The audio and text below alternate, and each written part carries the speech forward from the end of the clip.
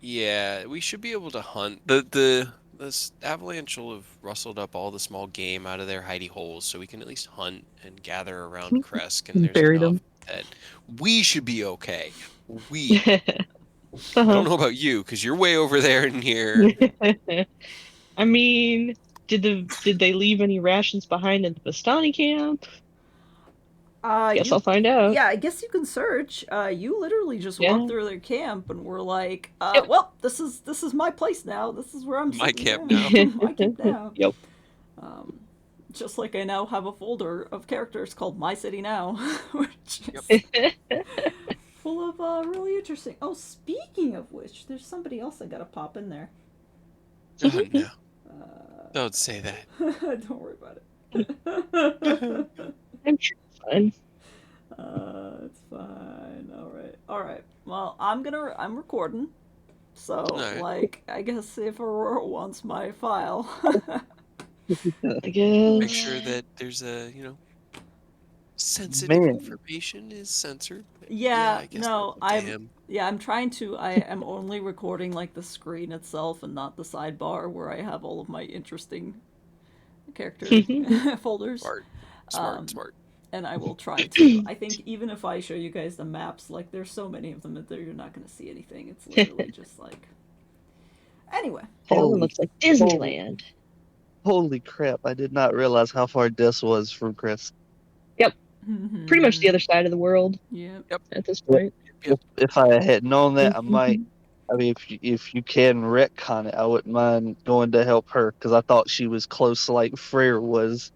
No, I mean it's up to you. Yeah, you can definitely retcon that. Give me one sec. I'm just gonna get some music up in here. It just might be help. At least Freyr's got an NPC with him that's kind of helping. Like I said, I didn't realize Des was that far. I thought she was like over here somewhere after Nah. Shindo died. But No, she stayed at the camp. She got there like I think we said it was like an hour, 2 or 3 after Shendo left it, and then she just stayed and Yep. was just right there. Yeah. But yeah, Yeah. Hi y'all. Okay. All so right. what's with the dick monolith right here? Who did well, I this? mean, so this is where we were Yeah. going when we were making our way from here, and unfortunately, we had to go all the way down the mountain, cross this kind of river that's definitely not a vein, and then circle around and up the other mountain pass. So that was just sort Yep. of the route we were taking with our two goals. Right. Right. Yeah. Yes. Exactly. And And then Chekhov took control of it, so I can't move it or delete it. wait, did I? I didn't mean to. Hold on. Wait. I mean, I haven't It's been just able there now. to It yeah. exists. That's just the dick now. Wait, is it on the map layer? What's happening? No, it's I have not. no idea. I can't Maybe you I dropped tried it to to the map highlight it. layer. Permanent Wait. dick. Oh, geez. I moved the guy. Come back here. Wait, hold on. I can move the guy. He can move. What happened to the dick? Oh, I can move it. Yeah, It I just can lives move there it. now. Oh no, I separate. Oh no, the ball. Okay. Well, we're just gonna leave that. Oh no. Yep. That's Strahd's dick now. It's drumstick now. um, Oh, yes. no. All right. We're very mature. So, guys, where should we start? God, I'm not ready for this. I kind of I'm sorry. But No, I figured we were gonna start with Frere. Like it was the most yeah, Right. logical place to start, and yeah. then Yeah. Okay. Well, yeah, he's stuck in a never-ending forest maze, I guess. He'll get out eventually. Yeah, so I think given everything, I think I'm probably going to just give like a little rundown. The idea here being that Freyr and Freyr's new friend Emmett are going to be essentially hiking. Candy Mountain. Yeah, they're going to be hiking up and down the mountain. It will still take them like a full day to get to Kreskin. That being said, I think if all of my info is lining up correctly, when they woke up, No, wait. Hold on. I'm trying to figure out what day this is. Like, how much we're temporally separated at this point. I think we were all Dawn of the pretty third day. close. Yeah. Because it was the... I mean, the only one... the day of the avalanche. The morning of the avalanche. Yep.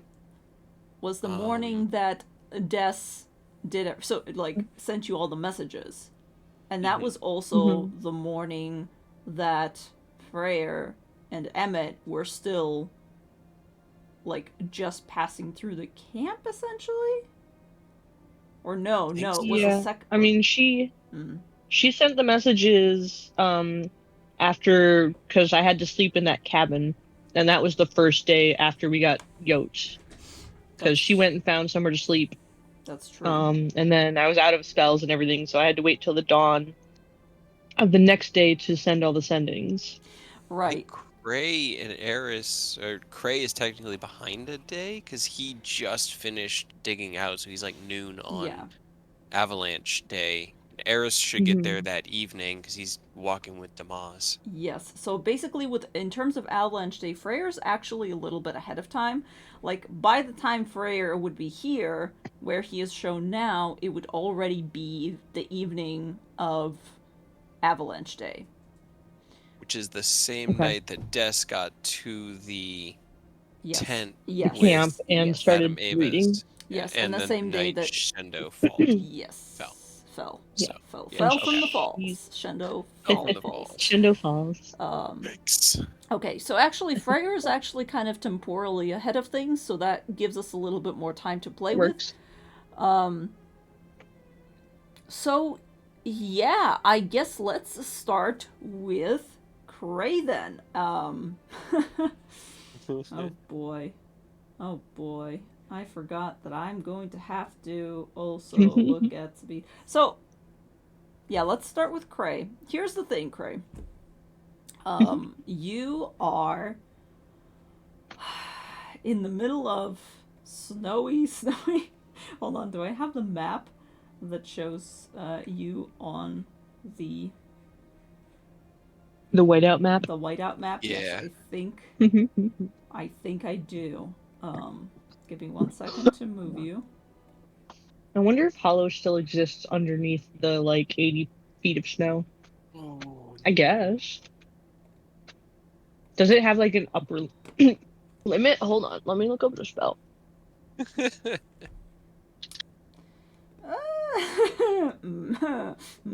don't think it's a column. I think it's a dome. Okay, yeah, it says the area can have a radius up to 60 feet. Yeah, you're a little bit too high above it at this point, unfortunately. So, slightly under the snow. Just dig 20 feet of snow out, and then you can get to the hollow spell. On that easy point, I would say probably we are looking at, this having taken a while. It was early morning, but Cray, even the fact that you got a long rest fully and everything, you have been digging through cold snow for most of the morning. I do need you to roll me a Constitution saving throw. Very simple for now. Just beat a 10. Just 12. Okay, just barely. There you go. I will say this, your fingers are not frozen solid yet, but you are shivering. You don't have your armor on or anything, do you? He hasn't donned it at this point, but he did grab it because it was the last thing he went downstairs to get was his armor and his weapons. Yes. He doesn't have any, he was literally just in his small clothes, so he doesn't have... He has his boots on because they had his wings, so he slipped his feet into those as he got up. But I don't know what Savid looks like, and definitely that's the first thing on his mind as he kind of crests out into the snow, knowing that the avalanche happened probably 3 hours ago.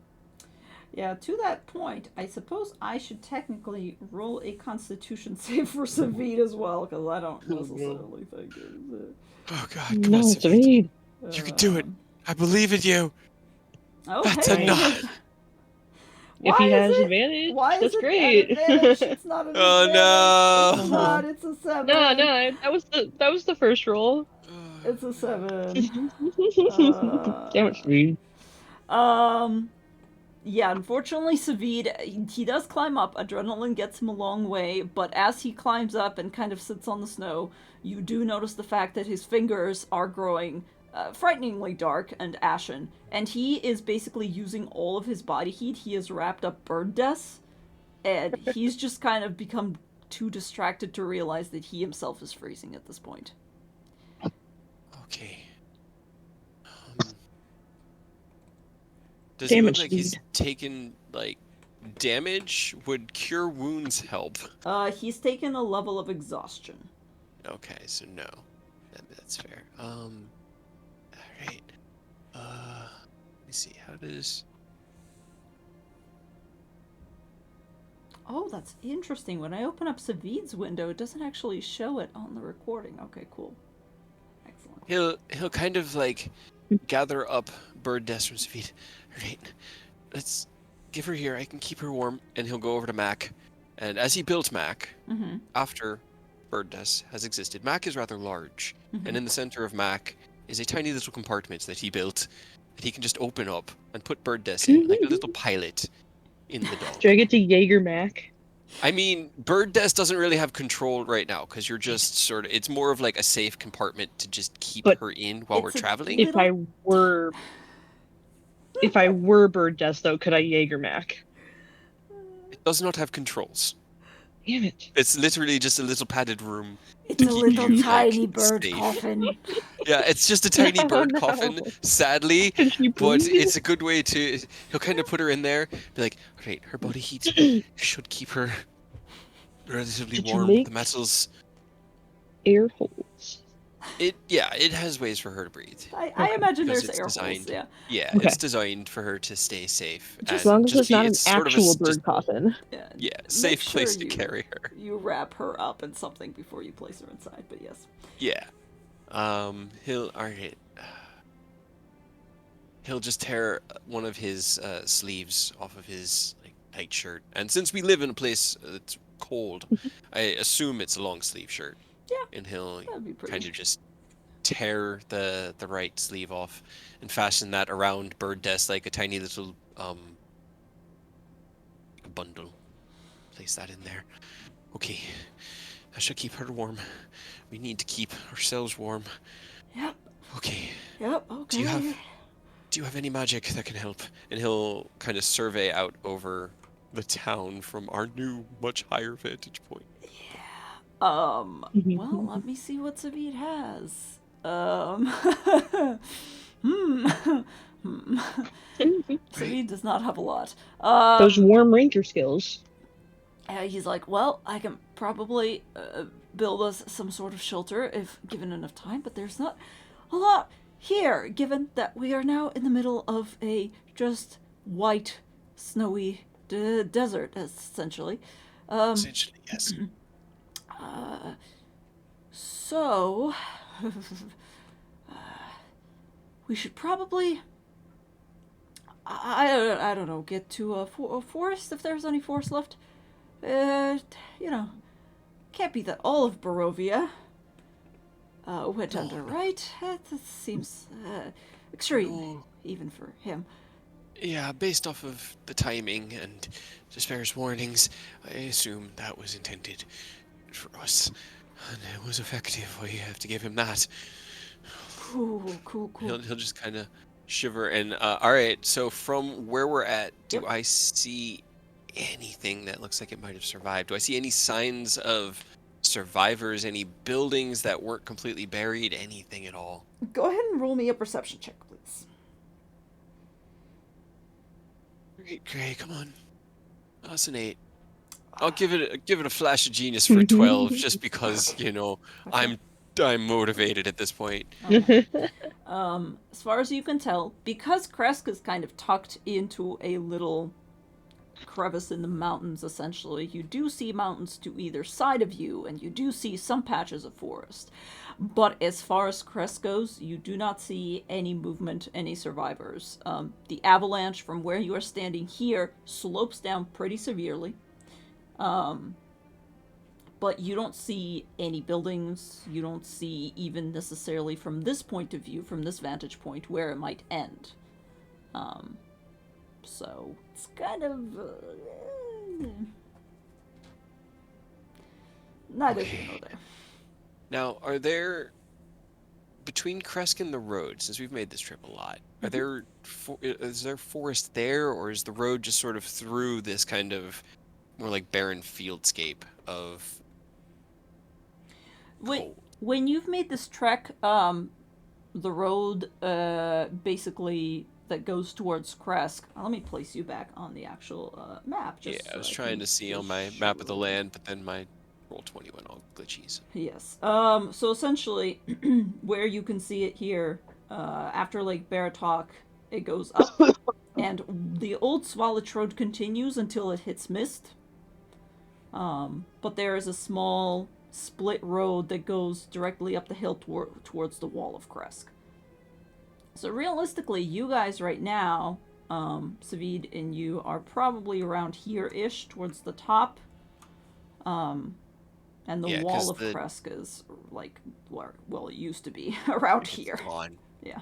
It's just, he just knows that if he heads south, eventually he'll find either the road or something. But that's also the way that the avalanche is descending rapidly. So that looks like a treacherous descent, right? You can, yes. It could be difficult. You don't even have to roll. You're an intelligent enough person to know that, like, the avalanche has stopped for now.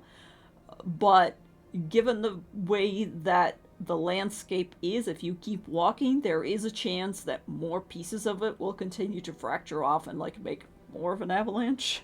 Yeah, it's not stable. Right more avalanche. Yeah. Okay.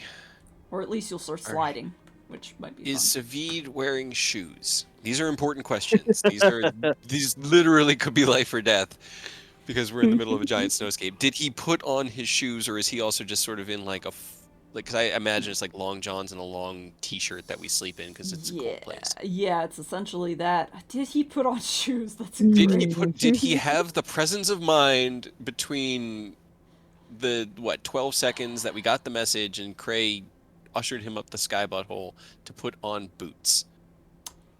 I would say he has an 8 in survival, so I would say retroactively, yes, he did put on shoes. Because he does live in Barovia, you know. That means I get to keep one of my sleeves. This is nice. I am appreciating this. Okay. It's the little wins. It's the tiny things that get you through the day. All right. Well, he'll take 5 minutes, or with Savid's help, 2.5 minutes, and he'll buckle on his new breastplate with his swords on his back and kind of like try to keep himself as warm as possible. Yep. And just try to keep himself positive while he's looking over it. In the tunnel that we dug up, was there any debris along the way? I'm looking for a piece of like wood that's maybe, if I'm lucky, 3 feet wide. I want to make a sled. Could I dig or climb down and then, roll me a cursory investigation check. Okay, investigation. Just investigation. Wood check. Nice. 9. Natural 1. You did not see any wood in the tunnel. You actually, as you kind of inspect the tunnel and then you turn around and you glance downhill, it's funny because you rolled slightly better than your perception. So I will give you this. You do see an uprooted tree with its roots sticking straight up, but it is further down the hill. It is about, like, 500 feet downhill. So you could take a chance and try to hike down there to it. But that's, like, your best bet. It's a whole ass tree. Can you trust Savid? I can trust Savid with my life. Can I trust Savid to pass a relatively simple athletics check? Yeah. Look. All right. So kind of like, as he's finishing up his armor, he'll put up. He's wearing 2 pendants that he's made. The first being the sun pendant that he built for Des. The other being the green stone that was once Ketchi's heartstone. He fashioned that into like a teardrop pendant that he wears as well on a small chain. He's been busy because it's how he, passes the time when he's not dying. Didn't have much else to do. It's coping mechanism. It is Yeah. exactly what it is.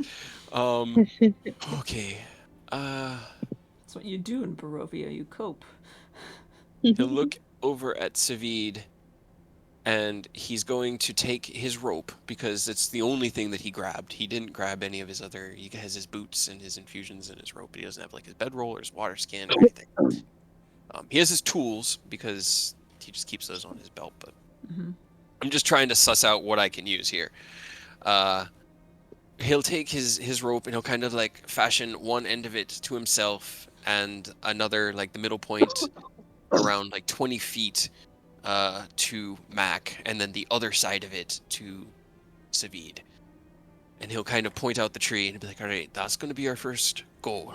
If we can get there, I should be able to carve off some pieces of wood and I can slap together something. We can possibly be able to descend a little bit safer than walking. At least we won't disturb the snow nearly as much.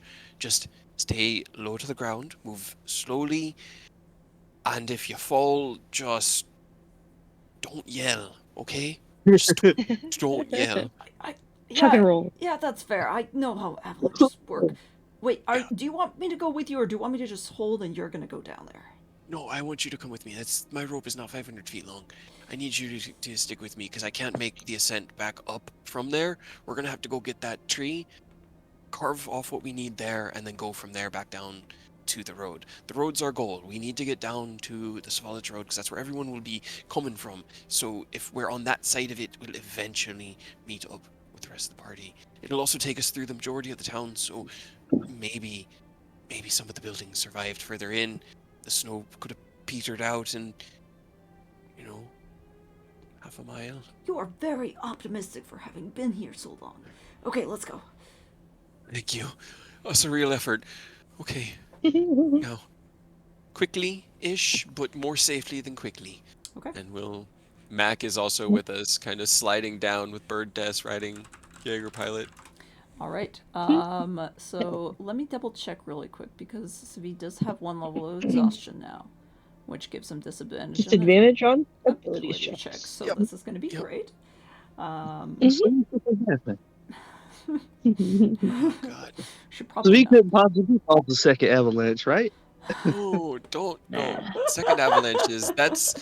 You don't have second avalanches. They don't exist. It's like the ROUS. It can't happen again. Avalanche. Say lightning doesn't strike twice. Well, avalanches Yeah. don't strike twice, right? Exactly. Second Just avalanche. It's like second breakfast. don't yell. Yep. Just don't yell. Just no yelling. Okay. So we begin to slowly slide down. I need probably at this point it will not be athletics because it doesn't actually take physical strength to get down the hill. But I will ask for either acrobatics or simple dexterity check. Okay, they're the same. Whether it be saving throw, acrobatics, or dexterity. I So think it'll just be So a like- straight up good. Now for Savid's turn. Disadvantage. Okay. Great. 9. Okay, somehow Savid did better than you. I don't understand how that happened. 19 on the die for a That's fine. 24 from Mac, who is the central anchor point of the two of us. That's why he's in the middle, because he's really the, is. Oh my he's a God. good boy. He's a good He's boy. helping. So he's staying basically uphill from you while you Yes, slowly that kind of descend. makes sense. I mean, we were kind of probably descending in a line, but I figure Yep. Cray slips and That's He's uphill of you now. yeah. yeah. If Max slipped, that would have been fun to play out because I'm pretty sure he would weigh more than you. So Probably. He's actual metal. Like, Gray's been making trades and actually building things. okay. So nobody yells. But you guys do have a very quiet moment of panic when, as you begin to descend, with Cray leading the way, you begin to descend. What happens is that at one point, you are slowly going through. The snow is thick and it is deep. And with every crunching step you take, your leg sinks about up to the knee. And then you have to lift it out and go back in, and lift it out and go back. At one point, you hear a soft rumbling crackle, and you're like, uh-oh. And you feel yourself, not like your body, but the entire place where you are anchored in the snow begin to shift. And you go, Savid, or whatever it is, I'll leave it up to you. But you begin to slide. from up ahead, from like somewhere up above you, Savid also goes, shit. You you both begin to slide. The snow slides on top of you, and for a brief moment, you think you're about to be buried on your own. Oh. The snow completely begins to roll. You're slipping. The snow begins to cover your face, your nose, your mouth, everything. You're just stuck, and you think that you're about to fall deeper and deeper. But then there's a tug of on your rope, and you stop. Okay. You're stuck in the snow, but you've stopped moving. Yeah, he'll feel out the direction of the rope and just dig in that direction. And once his shoulders break free, he'll draw a sword and kind of use that to just dig it into the snow ahead of him in just a straight, because it's a very thin. Mm-hmm.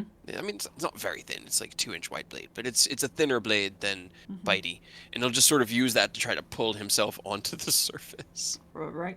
It takes you another good 5 minutes to finally break the surface, but once you do, you tug on the rope and you feel a tug back, and you see up about 20 feet up above you, kind of stuck halfway through, also Savid slowly. Actually, I gotta roll for Savid.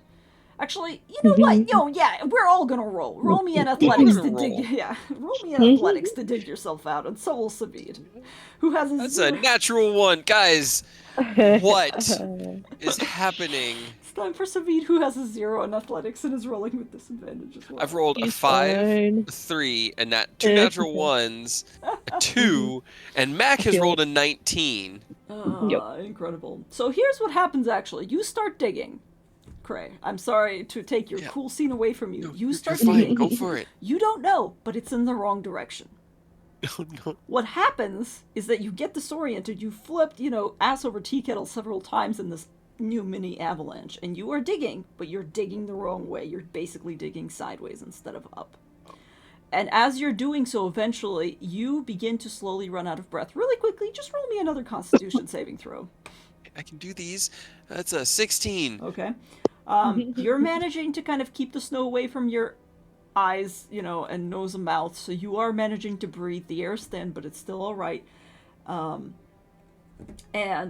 very, slowly still. Hold on. Apparently you can't use the less than symbol in chat, or it just erases everything. Interesting. It was still less than a 10 on the die. That's okay. We're getting through it. We're getting there. Halfway through, you feel a tug on the rope, and you're like, okay, I'm going somewhere weird, and then you feel 2 very, determined tugs on the rope, and you realize that it is tugging you a completely opposite direction from where you're trying to dig. From there, follow. Yeah, Sorry, go ahead. No, go ahead. You seem to understand. You know what he's doing. Yeah, he will follow the rope back up, so it takes you a lot longer than you anticipated. It's another 15 minutes, but eventually you resurface to Savid essentially digging you out. He's also halfway buried. He's up to the waist in snow, but he's like, I don't know where you were going, but I don't think we want to go further in unless you want to build a fucking little snow house inside of a snow. Although, you know what? That might be an idea. Yeah, as he kind of crests out into the air, it feels the wind. It's like, oh, God's almighty, yeah. It's colder out here than it is in there. Yep. But no, we gotta get down. We gotta get where they can find us. If we try to survive up here and we fall asleep, that's the last of it. Yeah. Listen, that's all we got. So we need to keep moving, okay? And he'll kind of pull himself out as best he can. Yeah. Sabi will basically glance back up at Mac, who through all this has remained the anchor. Mac is the only reason you both didn't slide further in and get lost. Boy. So yeah, Sabi glances up and goes, he's saving our life right now. Okay, let's try that again. Go ahead and roll me. He's gonna do that a lot. Go ahead and roll me another dexterity save from acrobatics. Okay, nice. But that's a 16. Okay, dexterity for Savid as well. Let's go, Savid. You're not. Yay, Savid. Okay, not bad. All right. Not bad. Yeah. We're going slowly. We're trying to just creep as quietly as we can. All right. This time around, you guys both managed to be a lot better about it. There is a brief scare halfway through. Whereupon you see Mac, as he's like slowly edging down after you guys, you see the snow shift around him, and the exact same thing happens where he begins to slide. And there's a comedic moment in which both you and Savid are just like frozen still as a large metallic dog slowly surfs past you on what is essentially a shelf of ice, and you're both like, no, no, no, no, no. No. You stay with us, boy. Let's see. This is why we had the rope. Yep. That's why we had the rope. But eventually you manage, like, he slows down simply because he's too large to effectively, slip down the hill too fast. And you get back to him, and you continue your slow trek down. Actually, I think I actually have a little map for this. Give me 1 second. Let me just double check that everything... Well, that's a wet sheet of paper. It's actually pretty accurate.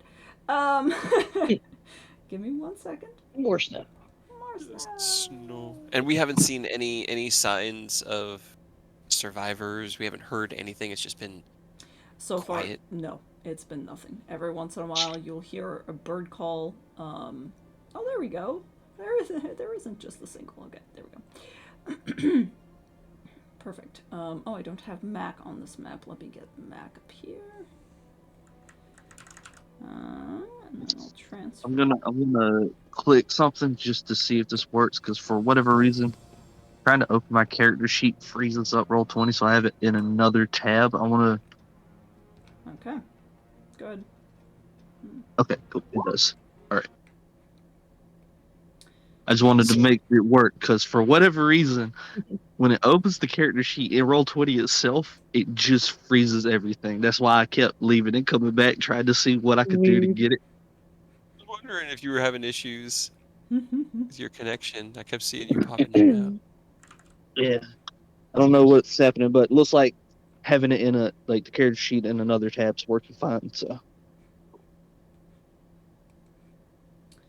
Alright. Okay. Alright, well, the log is big enough, at least for my means. Looks like, at least. Yep. So you guys are kind of in this weird little line right here.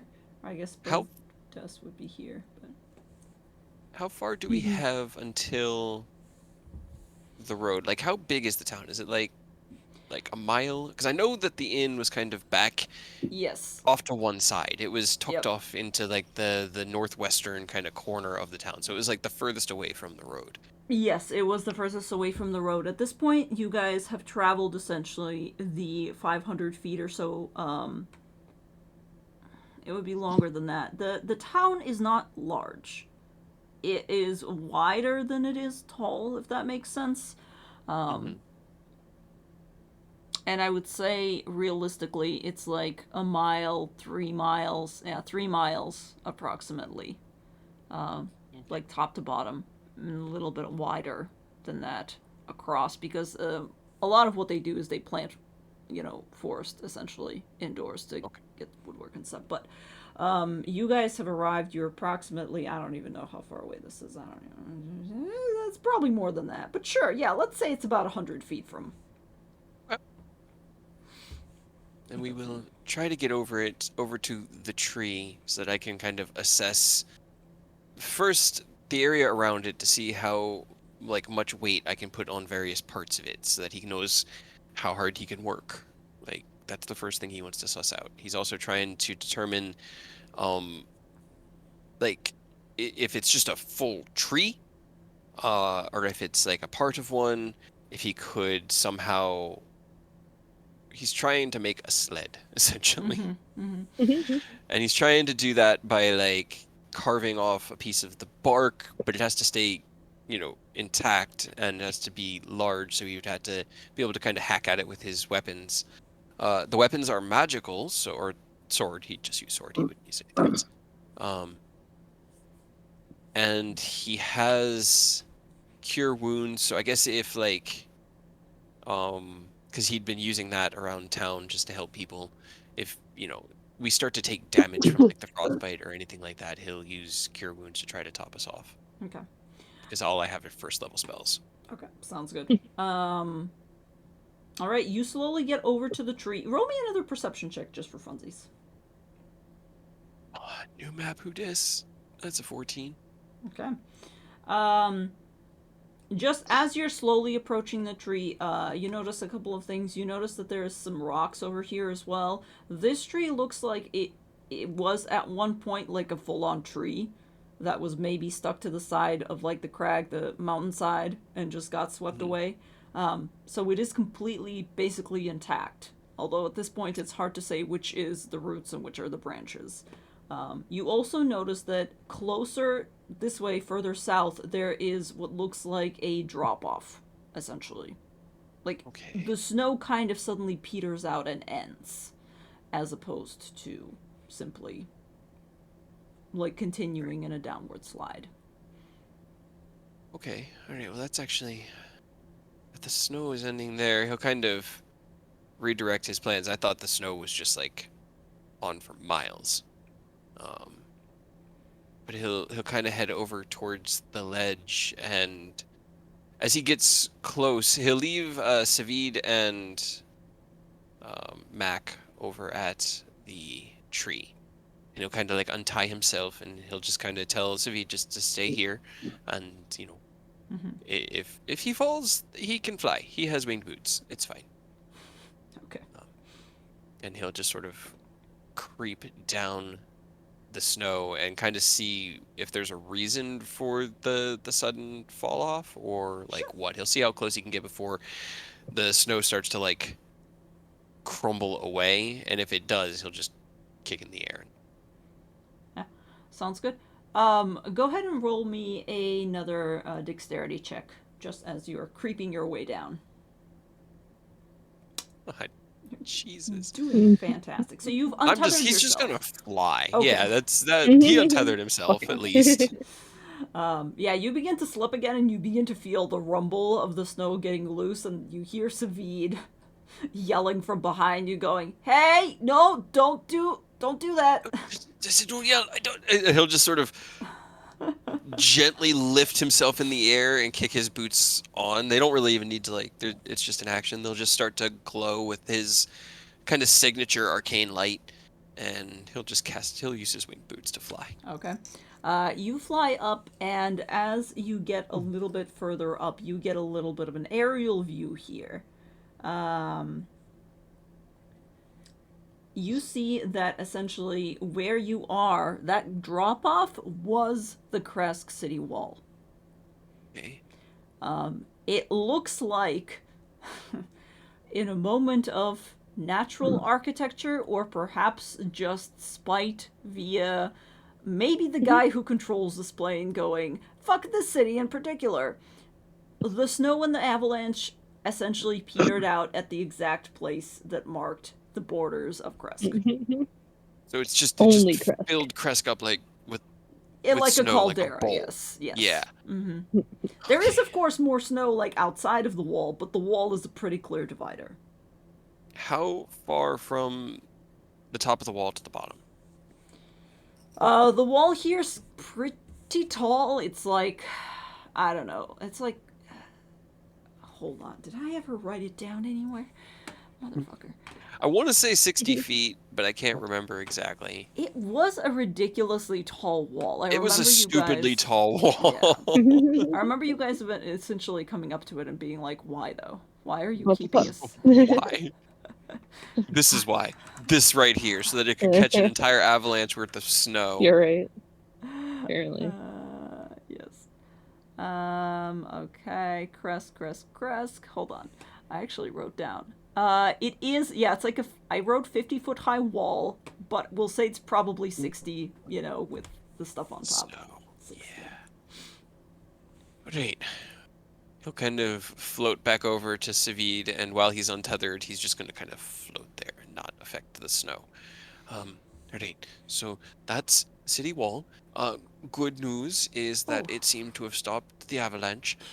Bad news is we've now crossed the entire city, and all I've seen is snow. So right. There's no way anyone survived. Well, I mean, maybe if somebody hid behind. You're right. Okay. So, gotta get you down. You feel like climbing a rope? Yeah, why not? That's great. Mhm. Right.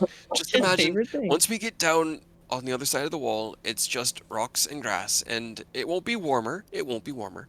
But there won't be cold wetness around us, entirely around us in every direction. We can go down the road, we can find some firewood, and we'll make a fire, and we'll just warm up. And that way, if anyone did survive, they can come to our smoke, and just keep that thought in your mind, and don't let go of the rope while you're falling down or climbing down.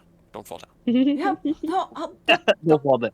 do my best. And Don't Savid fall down. holds up 2 thumbs up, which you're noticing that the tips of his thumbs are definitely beginning to turn a little bit black, but he, continues to rub his hands and slowly glances at Mac and. He'll kind of float over. He'll float down. He'll take his hands in his own and just kind of rub all 4 of the hands just together to kind of try to share as much of that warmth. It's like, right, just don't let go of the rope, okay? Because you can't be tethered to it while you're climbing down. So I'm gonna stay up here with Mac. We're gonna anchor you, and then I'll lower him down on the rope and fly down behind the both of you, okay? Oh boy, yeah, okay, that's fine. Right. Cool. You got this. We got this. Yeah. It's not a problem. Just one last trial, and then it's just waiting for our friends. Yep. Oof. God, I can't believe we left Carter. Fuck. Okay, let's go. Okay. I know. There's no way though. We would die trying to find him. All right. So you're gonna fly back to the edge, right? I'm guessing. Yeah, I'll float alongside with Savid and Mac. And then once we get to the edge, we will untie Savid and kind of leave Mac tied, but adjust it so that it's oh god, Dem sevens. Dem sevens. I would say Right. at least at one point through his journey to the edge of the wall itself, he begins to slip and get covered by more shifting snow, and even the tree here begins to shift a little bit. No. But I would Right, say with the 21, Mac can probably grab him by the scruff and. Just once again pulls the rope taut and is just like standing there with that kind of like front paws down, pushing himself back with that no. Because it's like anchored to Have it. sweet. It's almost like a collar on the back of his neck. There's just sort of almost like a rivet, a bolt that you could just fish the rope through and secure it to him. This one was made with adventuring in mind, not necessarily just as a companion like Dionadar. But it has come in handy, so. Indeed. Okay. So you make it to the edge of the wall finally. Savid does look a little bit worse for wear, but you are on, you're on the edge. You can see at least a little bit of stonework poking out through the snow, but most of it is deep beneath there. But you guys are poised. So how are you going to do this? Who's holding the rope? How? So if I can see stonework, then what I'm going to do is I'm going to kind of try to dig down to it just enough so I can bear my weight against it, put my feet up against it. Okay. And then I'll leave one end of the rope tied to Mac. It's a 60-foot rope. So I'll probably use about 2 feet to just secure it around his collar. And then I'll kind of just chuck it down over the wall. Cray will hold on to it a few feet in, so it probably goes down about 50 to 55 feet. And so he'll have to just fall the last bit, but that's less than 10 feet. It should be fine.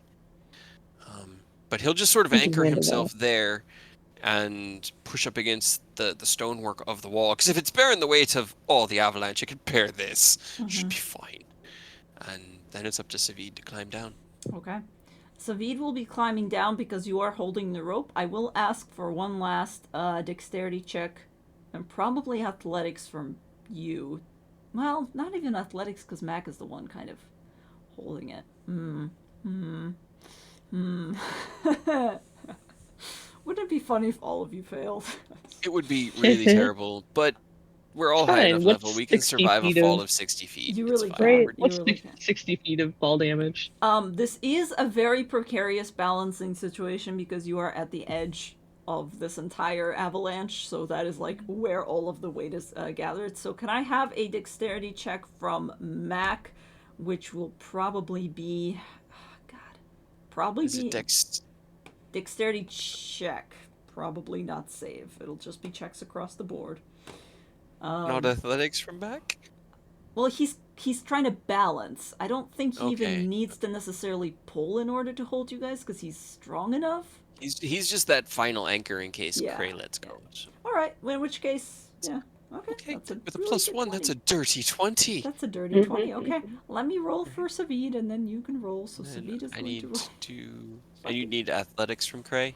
Probably athletics, and I'll do athletics for Savid as well. That's another dirty 20. Okay. Let's see if I can roll. Come on, Sweet. Yeah. Come on, Sweet. That's fine. Can I flash a genius, Savid, to at least get that to an 8 so that it's, you know, 2 20s and an 8 instead of 2 20s and a 4? It is 2 20s and an 8.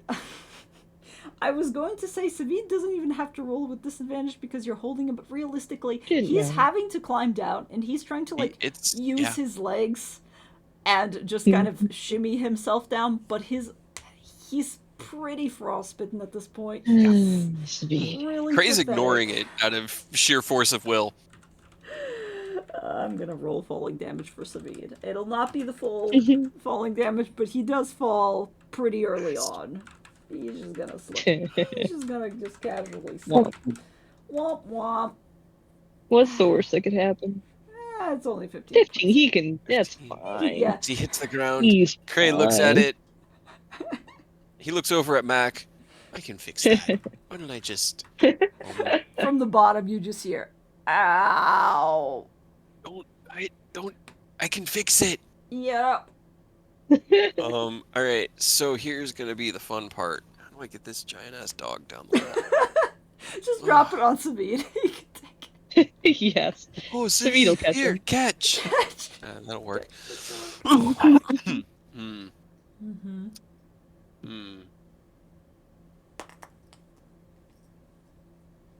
I got nothing.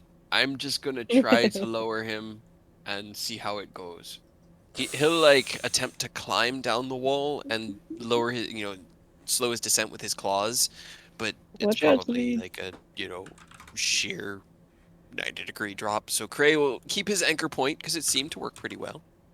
And he'll just kind of look over at Mac and be like, all right, slow. And remember, if you fall, land on your legs.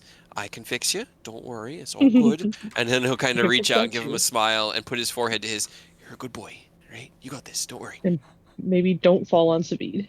Savid has crawled out of the way. He sees you doing this, and Savid's like, oh shit. I know my luck This is a well recipe enough. for disaster. I told him what I was doing. I was about to say maybe I should have taken the bird with me, but you know what? Maybe it's fine.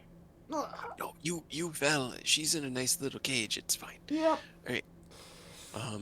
And then he'll just start lowering down Mac. Well, I will say this: Mac is heavier than Savid is.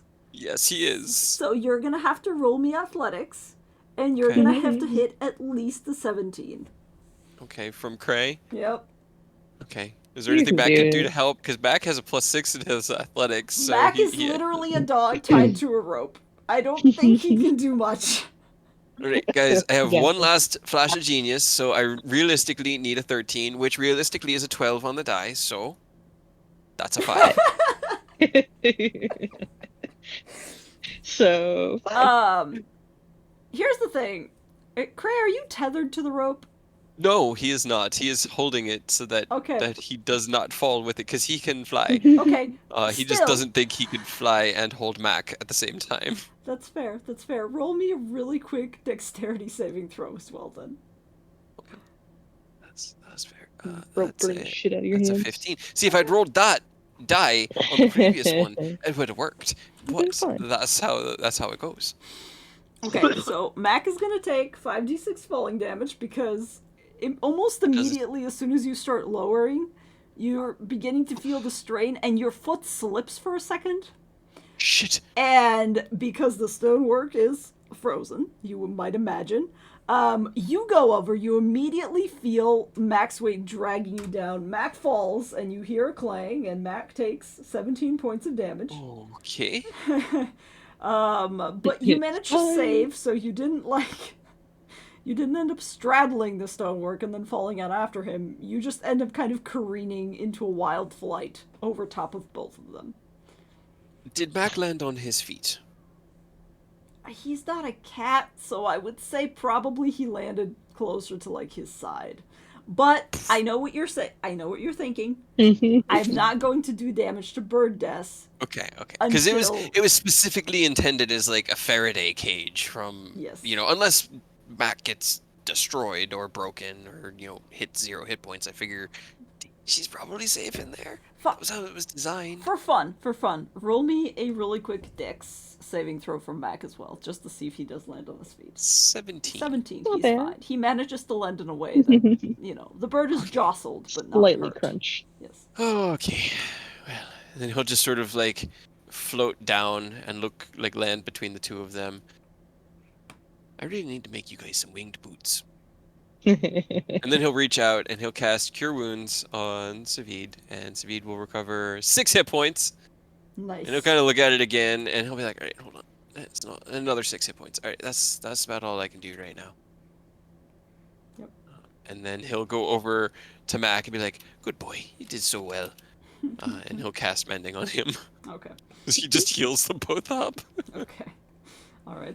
That's 12 hit points. That's... Got him 6 also. Yeah, I know. I think he actually gets a little bit more. I haven't run a Steel Defender in so long. Mending spell, no, it just recovers 2d6. He also has his self-repair. That's what it is. Mac will also activate his. Oh, wow. Okay. There you go. You don't need it. Yeah. He's fine. All right. All right. Little overhealing. Okay. And he'll look between the two of them. All right, well. Okay. So, I think that's the path over there, it looks like. Oh, God. No. All of my victims! No! Don't taunted me worry with about them. it. Don't worry about Don't worry about it. Who is this child? it. Don't worry about it. Oh, God. I One didn't child. see him. Yep, that's fine. Yep, I shouldn't have done that. Nope, it's all good. Look, he survived. He doesn't have an X. Nope, He's know. alive. He's just cryogenically frozen in a slab of ice. Yeah. Yeah, that's We can exactly come what back it later. is. Alright. Crate, just for funsies, can you roll me another Constitution saving throw? Because... Okay. Dirty 10. Okay, that's a dirty 10. I will They've say... gotten worse and worse as the days gone on. I mean, that But tracks. it's still above 10. It is still above 10, but I would say at this point, because you've been out there longer, the DC is going up a little bit, so you do take 1 level of exhaustion. That's fair. We're through the worst of it. And he'll kind of like look down, and his fingertips are starting to turn black as well. And he's, all right, next course of action, fire. You're a ranger. You lived in the woods. Yeah. You should be good at this. Yeah. Yep. Okay. Nothing could go wrong. Oh, God. Powerful con save from Sabine. Should that have been a disadvantage? The saves, no. It's only ability checks. It's only for, ability check, so no, it's not a disadvantage. So Okay. he rolled a 19. He's He's still fine. He's at the same. He's at the same. God, can you imagine? To me now. So Savid, I can't imagine. All right. Yeah, Savid looks around. He goes, all right, let's just go to the forest and maybe, make a fire. I can make a fire.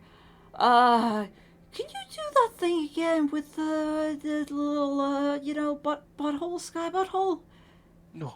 Oh, okay, Nope. cool. I am Yeah. literally tapped. What I just did to kind of fix your, broken ass when you landed there. Yeah. That was about half of what I had left. So I've got 2 of those left in me. Okay. Yeah. Let's try not And to need that's that it. though, okay? All right. Yeah. Let's go. Let's go a little bit further down the hill and just kind of try to camp out there. Okay. Yep. Let me roll a survival check for Savid. Here we go. Which will still I'm be a pretty sure I kept disadvantage. track of all my spells correctly last time. I know I used a Awesome. lot on heat metal. Yep. Yes, Okay. Savid, he's tired and he's kind of, calming down from the adrenaline high, but I would say he manages to find you a spot out in the forest. It's not the best, but after a while, between the two of you, you manage to get a fire going. At this point, it's not evening, but it is getting into the afternoon. You're both hungry, you haven't eaten, you've been doing a lot of, physical labor, so not the best, but you can at least start a fire, I would say. You don't have your bow. That's... Shit. Oh, shit. Okay, it's fine. Don't... No. Sweet, it's alright. We'll figure it out. Well, I guess I could make another one somehow. Or we can go, rob somebody who wasn't hit by an avalanche. Yeah. Yeah. In the immediate... That's the right spirit, now, Sweet. though, I think it's best if me and Mac go out and do some hunting and try to kill, like, a rabbit or something that we can roast over the fire. I can Just keep... I can build some snares to catch some animals, so Okay. that we don't have to actually go out and hunt. That's solid. You have rope, Just hold right? on. Yeah, but I don't know. It's... He kind of, like, hands it out. It's, like, horse rope, because it's for climbing. But he hands it out. I've got 60 feet, just whatever you can use. I got no problem cleaning stuff. I've gotten pretty good at it, and sword's nice and sharp. All So, right. but we definitely need food. If you can find maybe any, anything grown out of the ground, tubers, Yeah, radishes, I know that I kind can of do stuff. that Yeah. stuff. I lived out in the wild for a while, so Yeah. I think I could get us covered. Should I just keep the fire then? I Should think stay you here? really should. I think I'm just gonna go, and you stay Alright. here, and I will be back. Because at Damn, this point, you Sweet. kind of look as bad as me, and I don't think we're gonna. You're a little bit more important, so let's just. No, don't. Hey. Look, okay, Never fine. said Okay. Don't get sentimental on me. We're both important. Blah blah blah. Yada yada. Just stay, okay? Just a guy can get us an animal or a rabbit or something. Just give me the rope. I might have to use a Here you little bit of it. I hope that. Yeah. Use as much as you want. It's fine. We can I'll get some more. Okay. Don't think we'll need it again anytime. Hopefully. Okay. And he'll kind of just collapse down onto like the ground or a rock or whatever is near the small fire we've built and just try to stay warm. Okay. He'll check on Bird Des to make sure she's okay. She is fine. She does look like she's getting a little bit cold, but you getting her out of there and, putting her near the fire. Not in the fire, near the fire. In Near the fire. Roast bird. Okay. Just some chicken. Yeah. Um, If you're starving. all right. Well, He... Mhm. Sorry, go ahead. no, I was just Oh, gonna I was say supposed Savid leaves, but what are you doing, if anything, before I switch over to the next victim of? The last thing that he'll do is he'll kind of just sit there, rubbing his hands, and he'll look up. Like, I know you can hear me, and I know you're listening, and I know this is all fucking amusing to you. That was a low blow. Coming for you. That's it. That's all he's got. Hold on, I gotta roll something. But also, I can't even cast the invisibility to see if he's actually there watching me. Actually, no, I can because it comes out of my Can you cast dragon it out? mark. So technically, Yeah. I could. if you want to In use that that case, for yeah. that. As he looks around, is there a scrying orb kind of watching him in this moment? I'm gonna See roll for it. I'm gonna see Yeah. if how long if he's being watched. Lord Von Zarovich stuck around to watch the progress of his work. Hmm. He would have enjoyed seeing you I fall figured off of the until crest I- wall. Right? Eh. I figured he'd like seeing all the failure of my descent. Like he wouldn't be satisfied with me just digging my way out, or being like, "Oh, he's buried. Moving on. Chop chop." I don't know. I guess that depends. Either way, well, I guess if the scrying orb isn't there, then he won't say it. Alright. You cast your spell. It just allows you to see the scrying orbs, right? It's seen See visibility, invisibility. so it's Yeah. okay. It's out of my dragon mark. Fair enough. Weirdly enough, you don't see anything at this point. You think, perhaps because you ended up waiting too long because you guys were kind of very intent on setting up Fire? camp. Yeah. So it's been a while. Bored. All right. Then instead, he'll kind of look out and pet Mac and just sort of watch the woods in a hopefully southeastern direction because he knows that's where everyone should be coming from because, the mist is all that's west. Okay, sounds good. In which case, we can probably move on to the next person. Which, oh god. I guess it kind of depends, because if I jump immediately to Des, that's already going to be a day ahead. So, Des, if you don't mind. If you don't mind. Well. No. Whatever timeline we're going with, I have no idea. Okay. But I'm good. This should I'm just not chilling. take a long time, but I have a question once again for Cade. What are Cray and Savid doing for the rest until evening, essentially? We will hunt and try to gather up some food, be it, just vegetables, or if we can get a small animal. Okay. Cray will keep the fire going, so he's basically on firewood duty, and he'll go out with the sword, which is a +2 weapon, so it won't break hitting a tree, and he'll use that to secure bark and twigs and various types of kindling and tinder, just so we can make sure we have a fire going, because he understands, since his time in the Amber Temple and the climb up that mountain, how devastatingly dangerous the cold can be. And he also lives in a winter town, so that's his number one priority, is keep the fire lit, get them food, and then as the day goes on, I guess given enough time, he'd try to build them a small shelter, but he'd want to make sure they had enough firewood to get through the night first. Okay. Let me really quickly see how Savid's hunting goes, because I'm guessing that'll kind of depend on what else happens. But Whether we get good food or no food. Or... yes. They'll come back with a small feast for you guys. I hope. Hell yeah. Double 20s, come on, you can do it. It's really fun because Savid isn't in fact a ranger, so he can sense creatures in 1 mile or 6 miles in favorite terrain, which the forest is his favorite terrain, specifically the Sevelier Woods. So he should be good at this. He should be good at Right? this. I'm You'd think looking so. if anything can negate his current exhaustion disadvantage. I think he either can get... Yes. No, I'm thinking of the Outlander background where they have that ability to just feed people. Well, it does say favorite... Does Savid have good berry? He does not have good berry. Damn it, Savid. He does have favorite enemy beasts, which is kind of all-reaching, and he gets advantage on survival checks to track them, so... Yeah. Just a flat roll then. Just a flat roll. Okay, Savid, let's go. Let's get... God damn it, Savid. Nice. Why are you like this?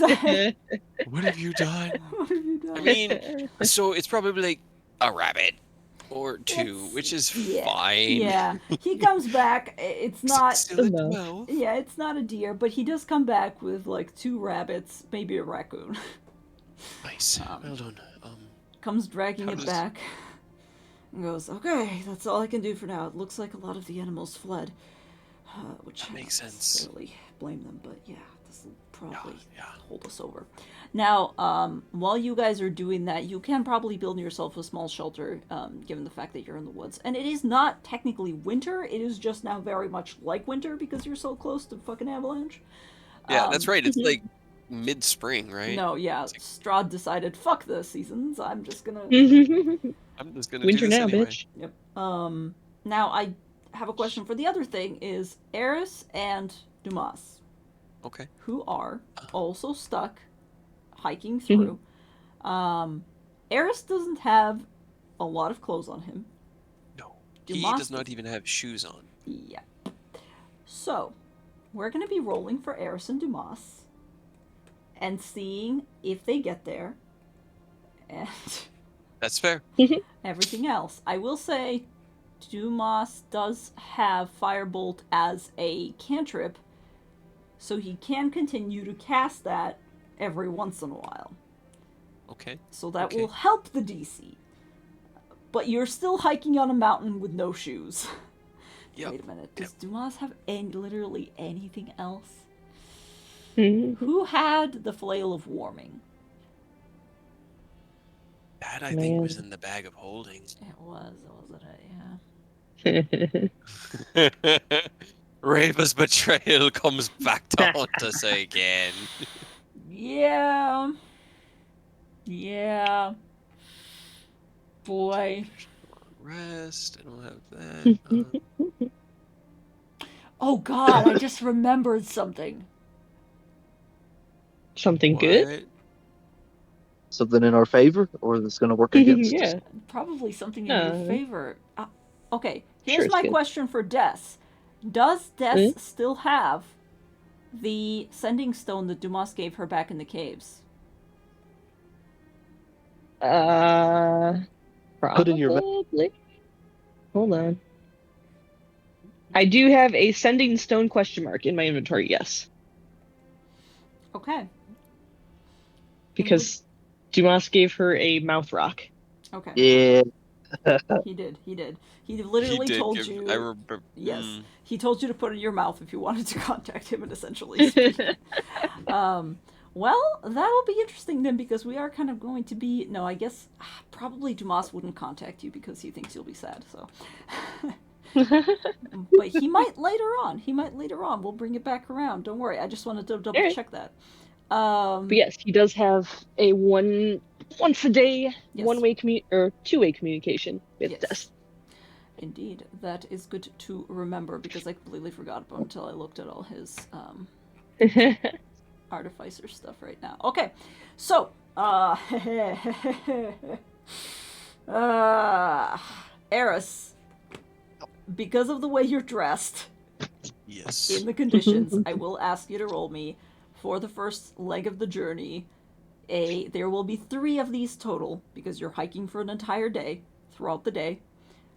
So for the morning, DC 10 Constitution saving throw from both you and Dumas. Dumas has a +2 to saving throws when he's around me and he's on my shoulders. Okay. So sounds good. That's a 10. There you go. Just barely. Okay. That's all you need. All right, and I'm gonna roll for Dumas as well. Which okay, not bad. He's fine. All right. So 15. The first leg of your journey goes relatively well. You're both just barely hanging in there, but you are hanging in there. Dumas every once in a while stops and makes a little firebolt thing and just shoots it at the ground a bunch of times, and you try to defrost your feet. I would say Dumas probably has some rations because he still has his bag of holding and everything, so he would be able to essentially tear apart a little scrap of like bedroll, like a little blanket that he has to fashion you vaguely shoes like a thing. Shoes question mark. Shoes question mark. They're just rags over your feet. Yes. No problem. Yeah. I appreciate it's it.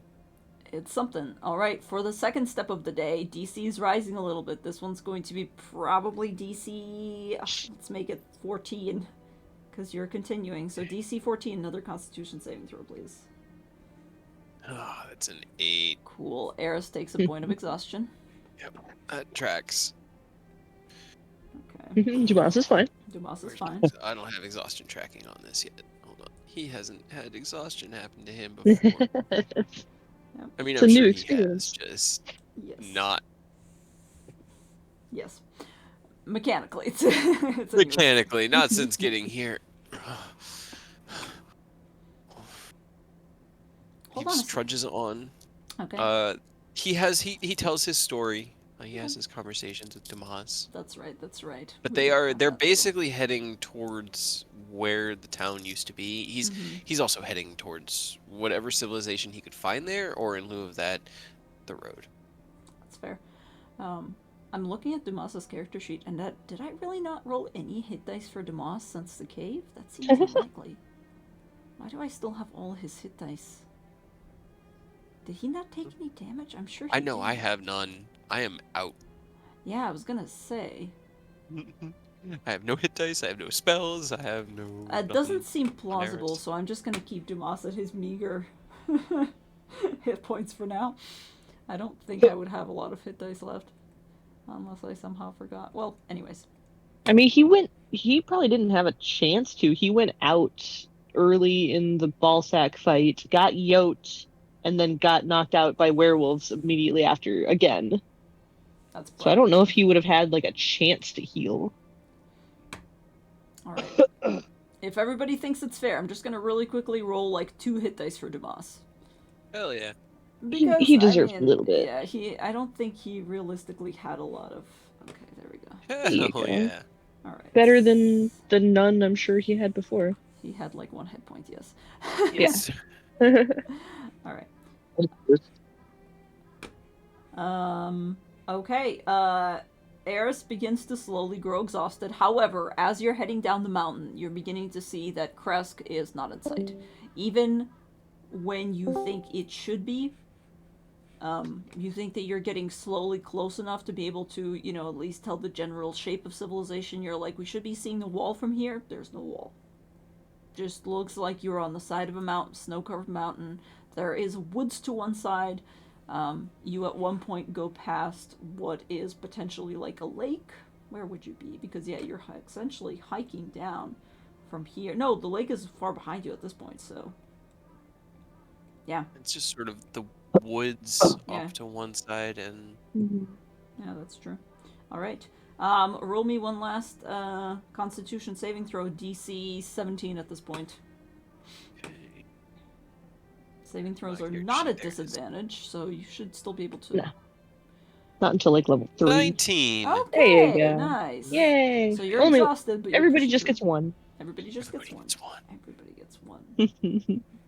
Yep, Dumas gets one. Dumas gets Everybody's one as got well. one. Okay, everybody's exhausted, which tracks. That tracks. Right? I'm pretty sure Dust has one too, so All right. everybody gets one. In which case, as the actually she does, yes. Yep.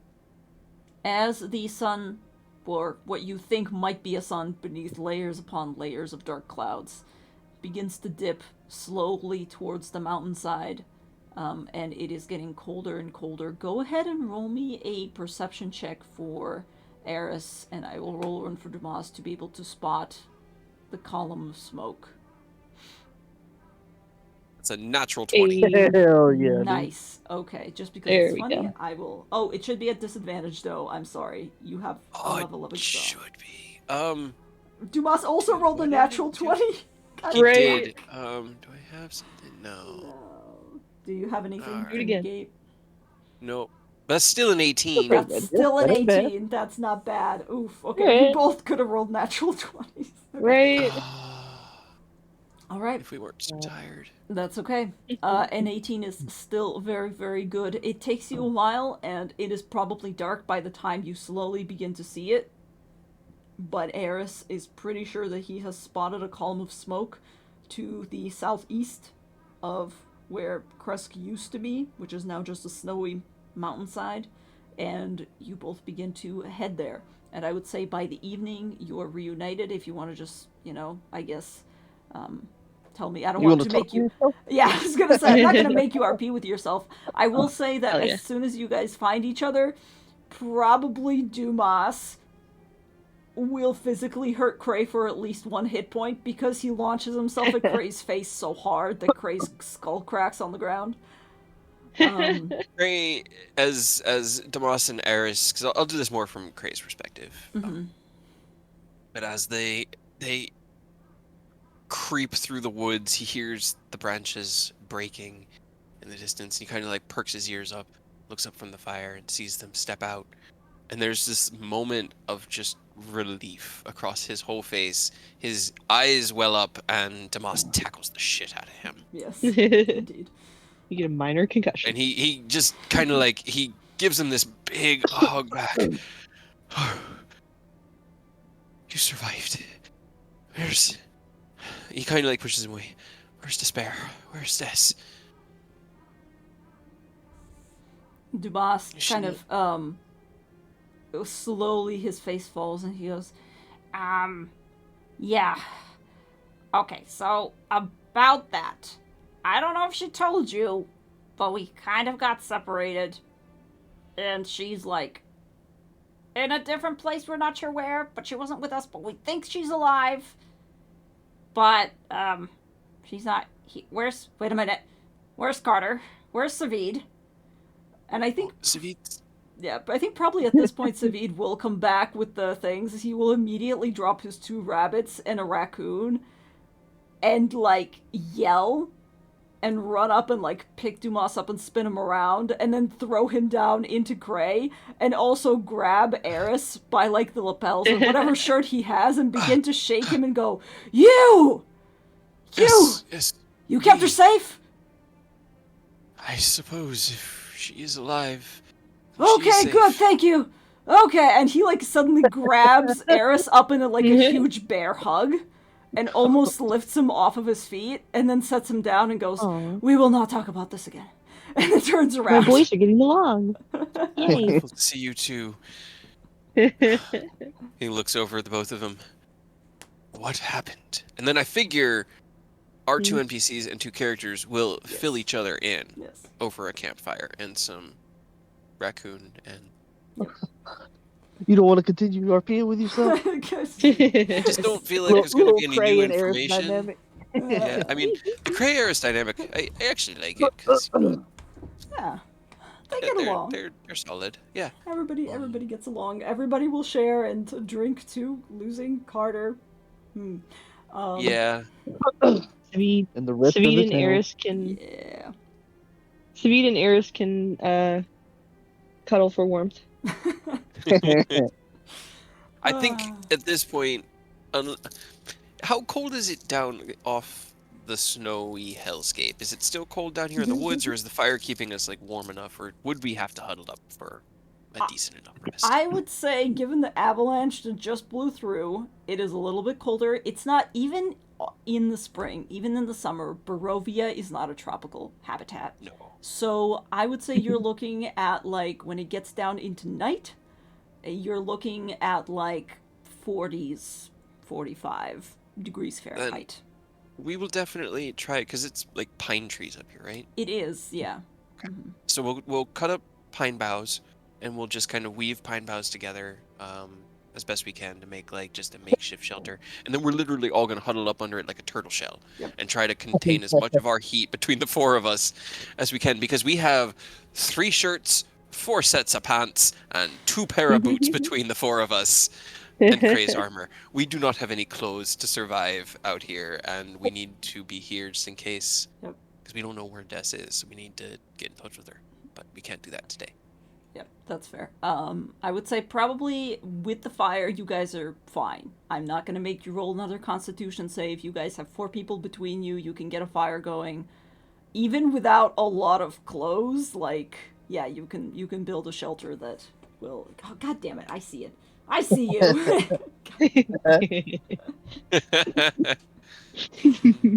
Okay, look, they need at least a few more near-death experiences to get there, okay? But yeah, everybody is exhausted, but you can actually get a rest. Now, does the rest clear our exhaustion? Because we managed to pass quite a few con saves that day. It only took 1 each. You did, because you get 1 exhaustion level back per long rest, I believe. Mm-hmm.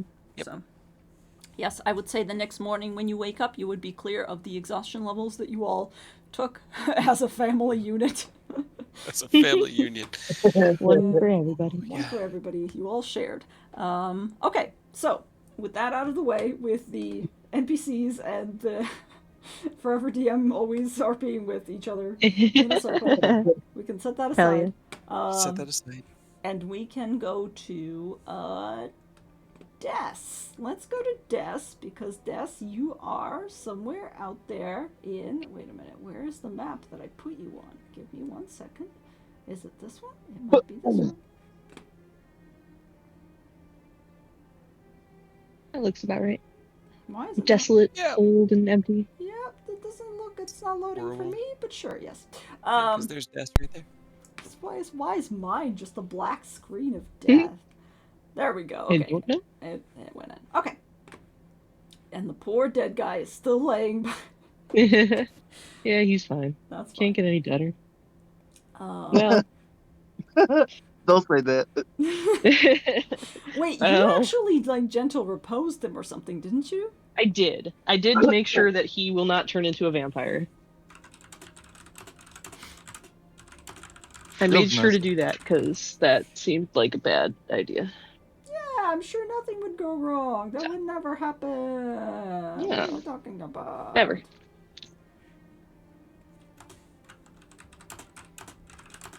Okay.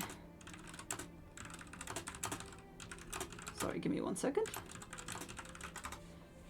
Okay.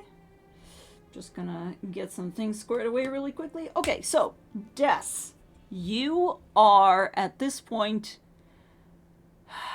yes, in the evening where all the fam and Kresk gets back together, you are busy reading from the tome. You've holed yourself up in Madame Ava's tent, what used to be Madame Ava's tent, and you read through like 3 sections of the book all in the same night, and got a whole bunch of really interesting spells out of it. Some of them questionable, but you know, maybe Mom won't be mad. Yeah. Probably fine. But eventually, I think you decided to go to bed, or what was the plan there?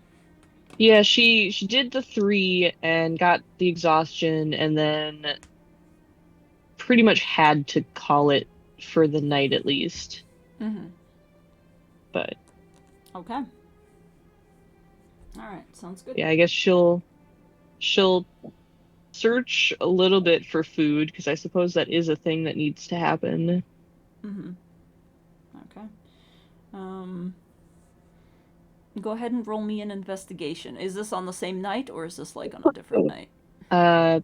Probably. She hasn't eaten like all day. That's fair. Yeah, go ahead and roll me an investigation. 5. 5, okay. What you find are a few fish in the dirt by the campfire here that used to be fried, but they have been here for a while, for like about a day now. So you kind of sniff them, and they are fried fish, but they've been out again for a while. You think they're not the best, but then again, you can't find a lot else. You find a few bags of grain in some of the tents, like the one here, but a lot of this stuff is kind of going bad. You do find, actually, you find probably some raw potatoes. Okay. Yeah, she'll take a little bit of everything that she got and cut off the worst parts of it and try to make a tiny little meal. Okay. Go ahead and just roll me a Constitution saving throw. Just a DC 10. Okay. Yeah, just barely. It's not great, but she doesn't throw up. Yes, exactly. You know, a handful of sunflower seeds, a raw potato, it's crunchy like an apple. Yep. And some questionable fish. And some questionable fish, yes. You think your stomach gurgles, but it's better than nothing. And your stomach is way too hungry to be picky right now, so absolutely. Plus, you know, you grew up in a monastery, so you can't really. Yeah. But you manage to get some food into you, and then you presumably go back to the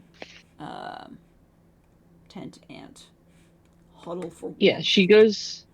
She uses Madame Ava's tent as her home base and kind of just shoves as much stuff as she can in front of the door. Because it worked so well last time.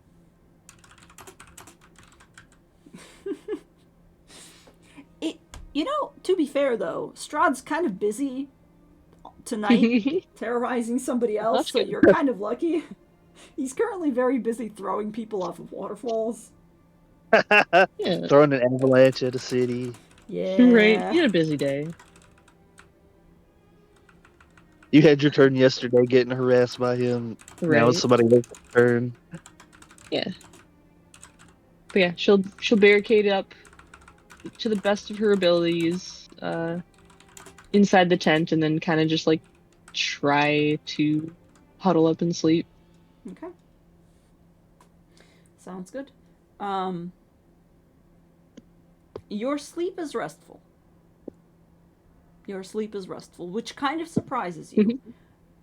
Because it's still anxiety-ridden, and you still wake up every once in a while to weird whisperings just on the edge of your mind. But it feels more like natural nightmares that come from stress and trauma than supernatural ones. eventually you wake up and it's not any brighter, but you think it might be the next morning. Your body feels heavy. You were hiking throughout all of the previous day. You're not exhausted anymore. I think you lost your one level of exhaustion, but there is still a weird latent exhaustion in your mind, and immediately your first thought is, where is the book? And you begin to pat the space around you, like, suddenly, and you find it very close to your head, like, almost under, using it as a pillow, essentially. And there's a release of tension. You're like, okay, it's still here. What are you doing, I suppose? I mean...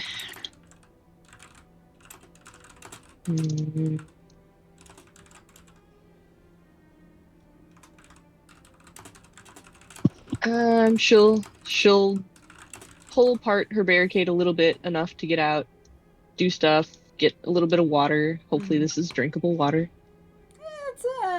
You'll probably have to roll me another DC 10 check, but it's drinkable.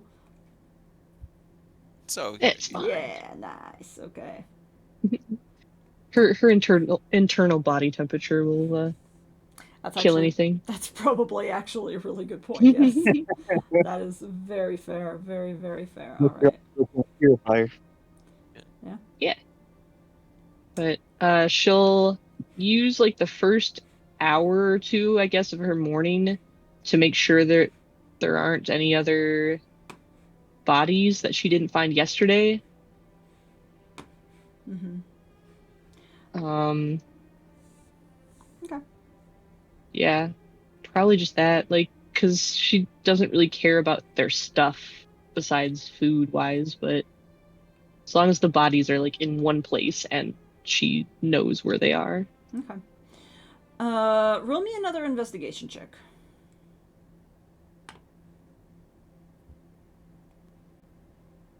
17. Better. Okay. You go around to all the different wagons, and you find a couple of things. You find, first of all, not magical, you don't think, but just simple, like a simple rapier, essentially, or a sword. You find some daggers, which have been broken. You find more grain, and you're like, well, you know, if I really wanted to, I could probably, like, boil some of this. You find some mushrooms that you think maybe with a high enough nature check you could discern if they're edible or not. What's the worst that could happen? Yeah, exactly. Yeah. I keep on giving you guys mushrooms. I have a fun time. Yes, exactly. Mushrooms, grain. Mushrooms, grain. Those, like, pile those up in her temporary house. Yep. You find also not full corpses, but parts. You find what you think to be a forearm that was once attached to a hand, but it's just that. And then following slowly, now that you kind of have had a full night's rest and can concentrate more, you follow the blood trails all around the camp. You don't think that everybody was killed, because there's just not enough blood, there's just not enough, you know, destruction around for that. You think many people may have fled, but those who were not able to flee were probably picked off pretty thoroughly. The only guy that remained was the one that, you know, had the traitor written on him, and that was very specifically meant as a message. Right. Roll me a perception check as well while you're at it. She'll gather up the body parts too and put them in the center. But perception 19. Okay. Oh yeah, despair. Yeah, you're doing real good. New day, new me. One thing that you do also notice is every once in a while, as you're bending down and like dragging things out, you think you hear rustling, and you'll step out and you'll look around and think, okay, maybe it's just an animal, but it continues. It's very quiet, deceptively so, but the longer it goes on, the more you think that you're probably being watched. And after a while, you see something flashing between the trees. Like it's observing but trying to stay just out of view.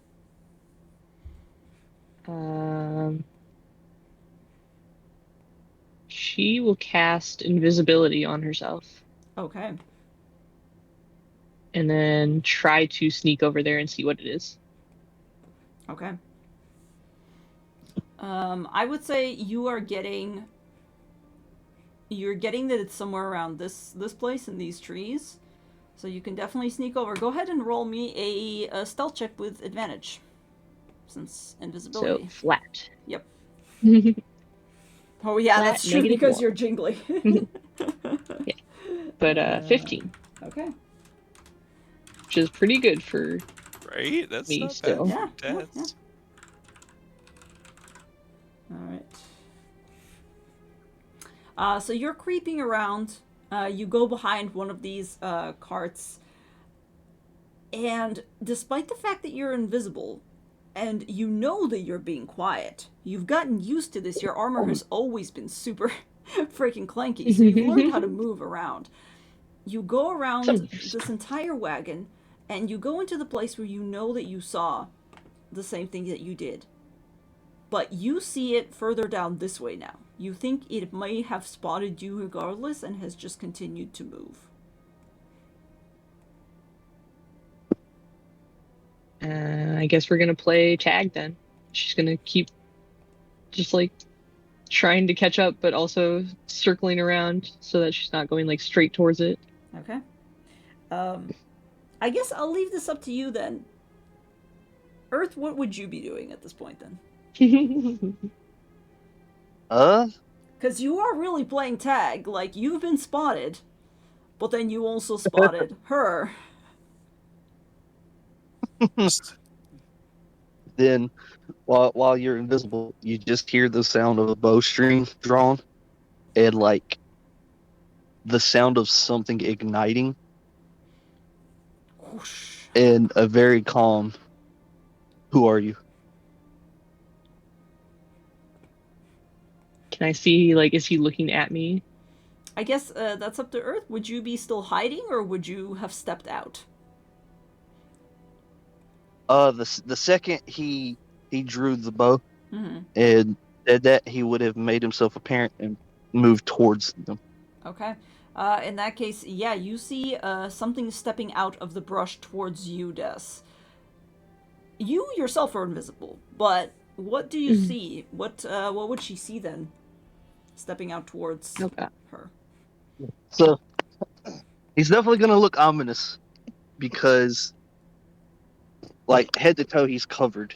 Not like armor, but leather armor.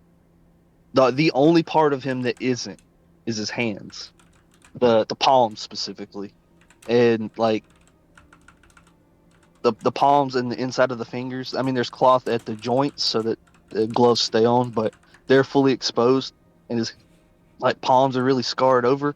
But the rest of him is just pitch black. You can tell that he's very dexterous on the way that he's kind of set up. You can see like arrowheads and small daggers across him, but other than that, like, he's very nondescript in how he actually looks beyond the armor. I'll send it to the group chat so you guys can see. Yes. The one thing that does stand out is that mask, because it's a modified set of goggles of night. So that you can see. Yeah, the eyes are glowing. Nice. You fit right into the Barovian atmosphere. I will say it's probably pretty creepy to see that, given where you are. And you would also be able to see, now that he's got his bow drawn, it looks like steam is just pouring off of it because he activated one of his blood rights and is kind of coated the bowstring in his blood, and it's just like bubbling. She immediately just like hides behind one of the tree trunks and just like peeks out one side.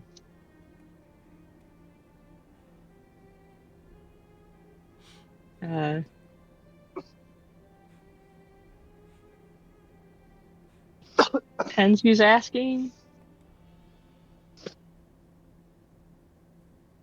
Do you know who did this? Were you involved?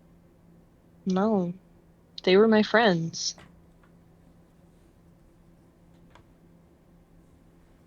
They'll kind of pause a moment, let the bowstring go slack a little bit. Do you know where they went? I don't even know who did it. Are you a vampire? Please don't be a vampire. I'm definitely not.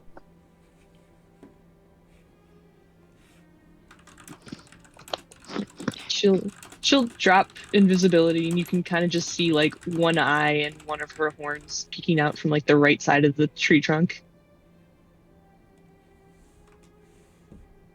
Do you have the makeup on? Like, did you put your makeup on whenever you got up? Okay. Yeah, she always has it. He'll kind of pause and like, obviously he's got a mask so you can't see him, but his head kind of cants like he's thinking about something. And he kind of lowers the bow now. It's still bubbling because now that he's activated it, it'll be there until he ends it or takes a short rest. So, but it'll start slowly stepping out from his hiding spot. And again, for this tense situation, pretty calmly say, I'm looking for a handful of people. And I have very little info to go on. This place was one of them. There are only a handful of others. Okay. I mean, there's people in Barovia, I suppose. Not a lot of them, though. Not Barovians. Specifically for a handful for my order and for a couple of people who were working with my wingman. Well, there's less so of the people who aren't from Barovia.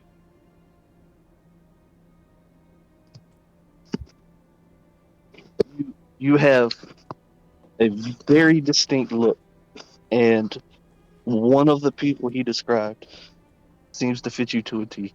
I can't imagine too many little horned girls with skull makeup running around. Not that I know of. Who told you? Do I know them? He'll kind of like chuckle a little bit and nod. Uh, this probably isn't the best place to explain. Okay. Do you know where Kresk is?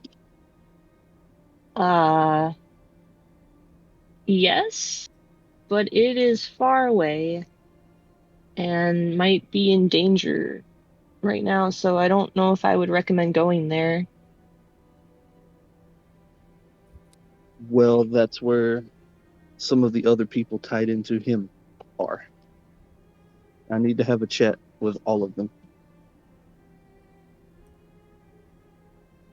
All right. I mean, it's far. I am going there, but I was gonna give it a couple days, maybe. I have some stuff I need to work on.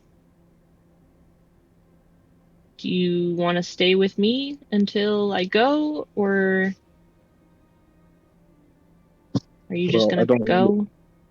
I don't really have many options. I came here for a very specific reason, but I don't know a lot about this place. So What's if the you reason? don't mind, I'll hang around.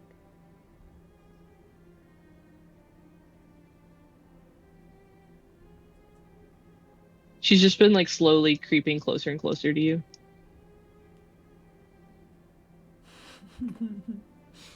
He'll kind of take a step back towards these crates right here and sit down and just casually like You see him tuck the bow behind his back, but it doesn't look like he stowed it on his back.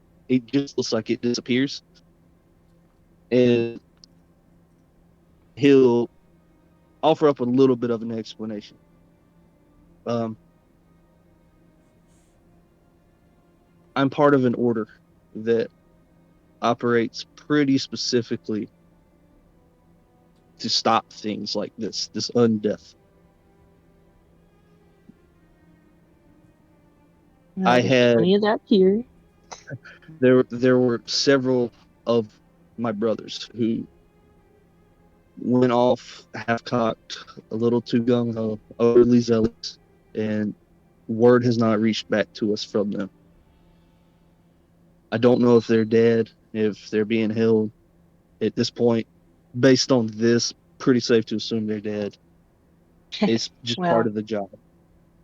you know, But I my would say job is that to make all of sure, Barovia. my job is to make sure that the things responsible for situations like this are put to an end. I have a particular talent when it comes to the dead. It like obviously you're not going to be able to see it clearly because it's not like Eodos how he summons a spirit, but there's just like an eerie sort of like almost like a flash of an ethereal glow just to make it clear that you know there's a ghost. She she kind of like takes a step back at that and like frowns. It's just, what do you do with them? I borrow their power and I try to do right by them. That's why specifically I'm trying to get to Kresk. It doesn't exactly coincide with what I'm here to do, but he's pretty determined that I back the people up that he was working with, and it seems like they were pretty dead set on fucking Strahd over.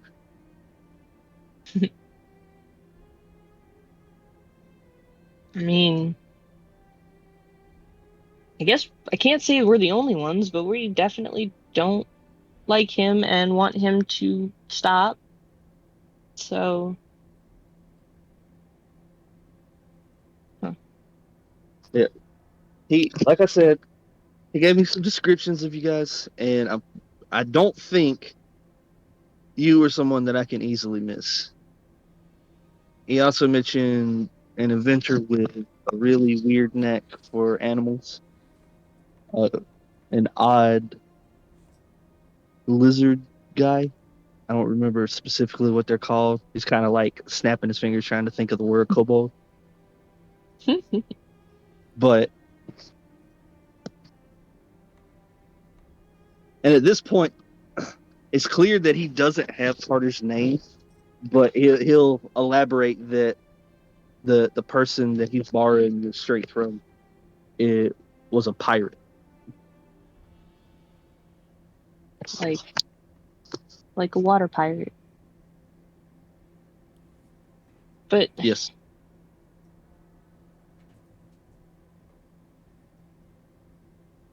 I don't think that's not possible. Carter's fine. He's waiting back at the inn.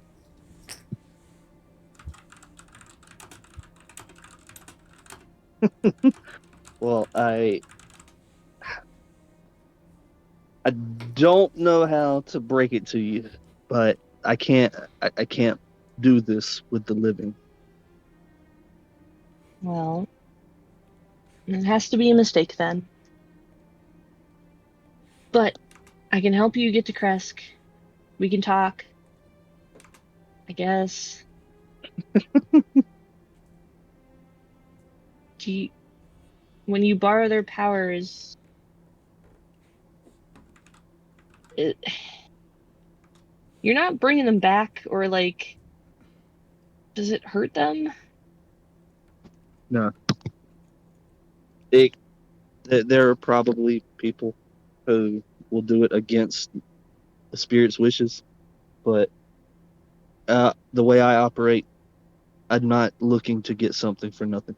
So when I borrow this, and like when he says borrow this, he kind of gestures to how he was hiding in the forest.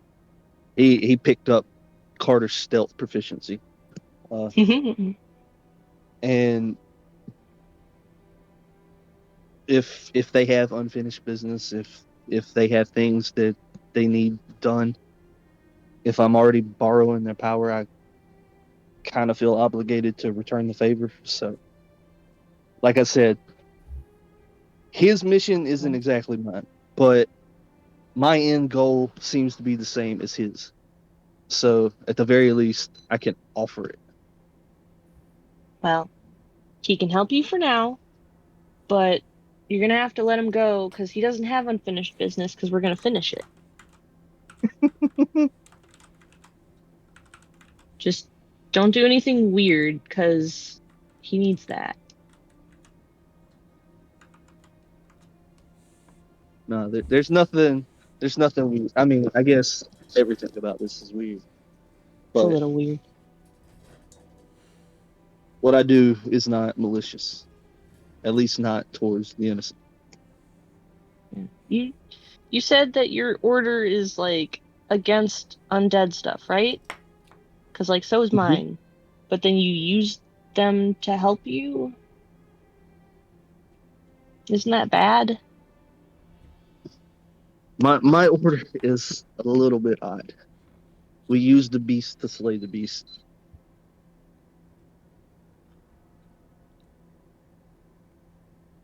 Um, so you use undead to kill them, but you're making more undead,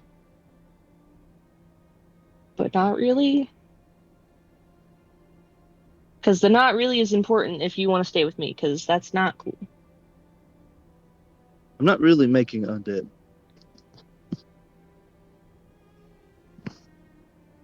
They just The help you. thing, yeah, they're not forced to stay. Like at any point, if he decides he wants to leave, he's completely free to do so.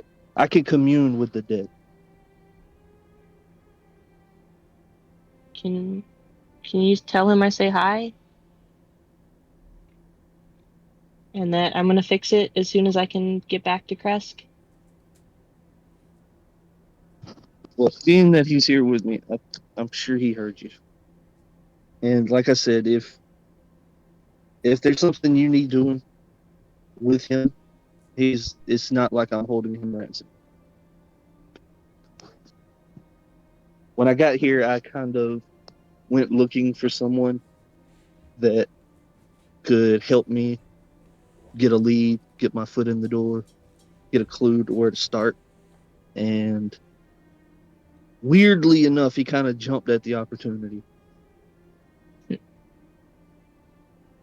He I got know you don't. probably got I bored. don't. Yeah, I know you don't think he's dead, but I don't think he's too thrilled about being dead. Well, he knows I'll fix it though. She's like kind of circling around you, like looking for the ghost.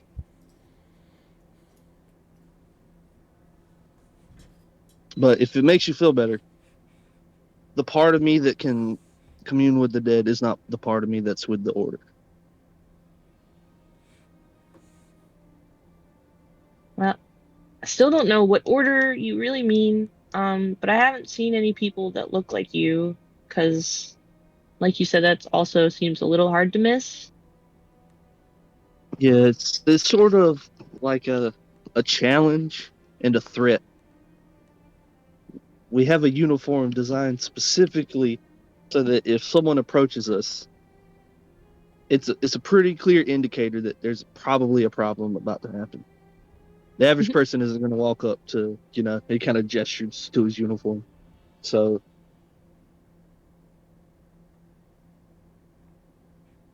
You, well,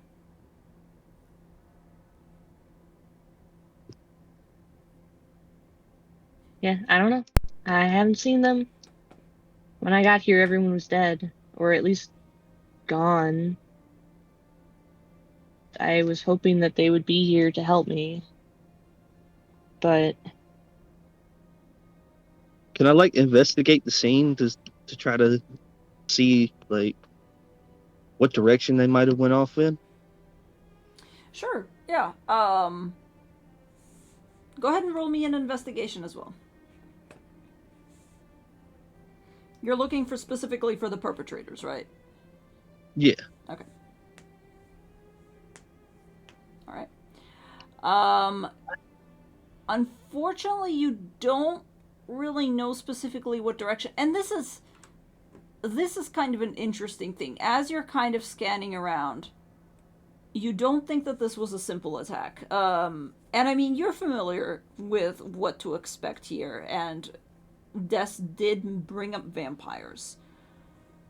Whoever did this probably, went in, got their shit figured out, and just scattered. You see footsteps in many directions. In fact, it looks kind of hard to track. But while you're at it, I guess both of you roll me perception checks, please.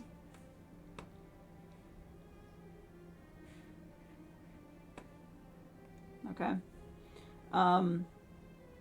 Des, you're still kind of distracted with this idea that somehow she's still looking for Carter's ghost. Yeah, like you're kind of hyper focused on that while he begins to walk around on his own. And then you see his head perk up. Now you wait, did you tell her your name yet or no? I don't think so, actually. Yeah. You specifically begin to hear something else that's strange as you're investigating this, and you kind of get distracted because at first you're like, oh, that must be the rushing of the river, but then it gets closer and it's rhythmic. Shoom, shoom, shoom. And it's like you're hearing trees crackling and moving out of the way. You think that something might be heading towards the camp, something large. He's definitely gonna fill her in, kind of point towards the direction it's coming from, and tell her to get down. Okay. Arch. Do that thing you did. Come to this.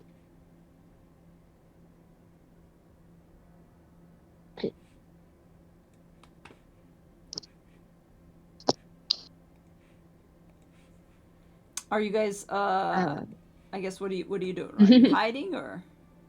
Oh yeah. He's definitely gonna try to stealth. All right. Where are you gonna go? I guess. And Des, are you following or are you doing something else? Your own. She just follows after him, but she's very confused. Okay.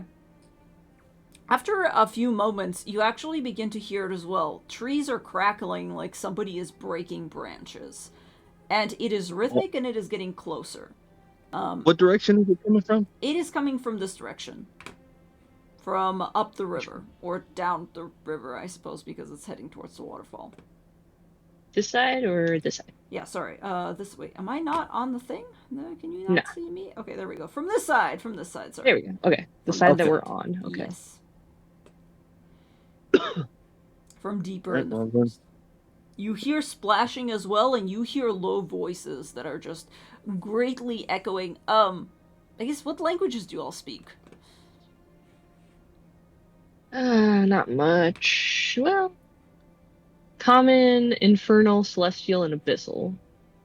All he has is common, undercommon, and thieves' camp. Okay. Neither of you register this as a language, but you do hear weird grunts and growls coming from over. It doesn't sound like a regular animal. It sounds like something much larger because it is that much deeper. Both of you roll me stealth checks. This is not going to be difficult, but just in case. Sure.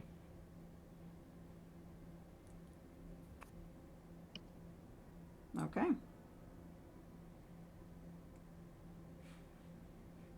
Oh, wow. Rolled really well. Immediately, this new stranger basically disappears into the woods. Des, you're still kind of standing around, trying to figure out what the hell is happening when the tree's cover breaks. And what you see from kind of between... Now, you are kind of behind a tent, but this thing is larger to the point where you actually kind of see something looming above this tent that you are next to. And coming from this side of the forest, and kind of in your line of sight... Hey. It's not a 20... No, it's not a 22 passive perception. Or wait. I think he has a 22 passive perception right now, right? Earth, your new character? Oh, yeah? I think so. I don't know why it's that high, but it looks like it. I must have... Maybe it's the expertise in perception? Yeah, because it's 10 plus your perception is what your passive is. And I was looking at it, I was like, God, that's a plus 12 modifier. Oh, boy. Because I'm dealing with that with nobody in Tyranny, because he's got a 23 passive perception. Yeah, he's all about, hunting monsters. So he's got semi-decent investigation, pretty good perception, good survival, good stealth, Hell yeah. Right. Sorry, I didn't mean to interrupt. I was just looking at it. My brain went, oh, God. Yeah, no, very fair. Yeah, Des, you see something, and you as well, then. You see a large, greenish, almost terrible smelling body, smells kind of like rot a little bit, looming out from between the trees as a troll emerges and begins to sniff the air. It turns around, and it speaks to somebody else, or another one of its kind that you cannot see yet, but you very easily might assume is in the trees, and you hear something coming around from the other side of the tent. Even though you can't really, it's not going to attempt to hide. Neither of them are attempting to hide. But I think at this point, we're going to roll really quick some initiative. Where is my... Can you give me access to the token so I can click it for you? Oh shit, you don't have access to the token. Oh, I no. almost pulled a Kyle and was about to roll initiative without clicking them. Every time. Every time. I mean... Man, I want to fight, but man, am I glad that nothing attacked me today, because, man, does an avalanche tap you of resources? Everything. Oh, boy. Yep. Alright, so these two trolls are basically approaching. With a really fun... Hold on a second. Roll for initiative. Roll for initiative. Oh, wow, that's shitty. Oh, that's better. Alright. A nice and spread out initiative. You think, just as they're kind of going around here... No, which one is this? That they are probably scavenging. They have been drawn here by the smell of blood, and they're slowly beginning to pick through. One of the tents on the side here, as it moves, is like shivering, and you hear rope snapping. The tent that has been held up, you hear rope snapping as the pistons that held it in place pop out, and the tent kind of crumples to one side, and you hear this thing rooting around. But as its friend growls something to it, it raises its face to the sky, sniffs a couple of times, and Des, your friend has gotten the fuck out of Dodge, and you don't know where he is at this point. But you glance... She like ducks down real low, and she's like, "Where'd you go?" And as you whisper that, you hear the troll turn, and its weird, elongated ears perk up, and its nostrils flare, and you know that it has seen you, and it is going to rush forward. You think it growls something that sounds almost like food before it rushes. Alright, it is going to take some attacks on you. Okay, with disadvantage. Told you to get down. Oh, with disadvantage, that's right. Why are you Do rolling? you have the close displacement? God damn it, stop rolling damage At least- automatically. Why? Okay. Sorry. Got the cloak at least for the first attack if it hits me. Okay. Disadvantage you said, right? Yes. Okay, the first attack definitely will not hit because I've already rolled a 14, so that's not gonna be it. Okay. So let me roll with disadvantage a second time. And see if that'll do it. That's a 10. So it swipes at you and you duck down behind the bushes and go, nope, don't do that! Nope, it swipes you again. It's coming from the other direction. You duck again. It's going to... Gross, go away! It just goes roar and begins to... you see it opening up its slobbering mouth, and it leans down like it's just going to fucking bite you. It's going to roll again. That's a 24 to hit, but you did avoid a natural 20. Oh, yeah. That is a very small damage, though. That's only 7 damage. Ew. As it grabs your shoulder and begins to bite you, almost like just a shark, essentially, tasting its prey. But Will, what are you doing? Well, It's not aware of you yet. It's just looking for the easiest target. I'm gonna bonus action disengage and try to loop around here, try to keep cover between me and this one, just so it doesn't see me. And then I'm gonna attack this guy. Okay.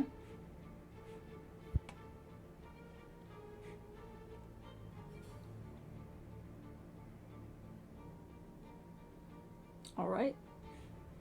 Both of those will hit, yes. Oh, wait, hang on. After I click this one, I gotta roll 2d6. I forgot to turn sneak on because this is right there. Snake! Okay. And what And kind there's of damage are we fire. Fire? It's fire. Nice. Yep. Smart. Alright, we have, let's see, 25. Oh, wait.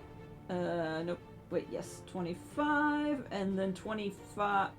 25 again. 50 plus 8. 58. God damn. Des, as this thing is grabbing you by the shoulder and shaking you like a chip bag that it has just found in the fridge, you see something suddenly piercing it through its chest cavity, essentially, through its shoulder and coming out the other side, and as if it's been hit with acid, it begins to just burn like a piece of paper, and it throws its head back and screeches. Something ungodly. Alright, anything else for you? That's my turn, because my bonus action to disengage. Alright. It's this guy's turn. He will, hearing his friend's call, rush around and go over here as well, and set upon you. I hear dice.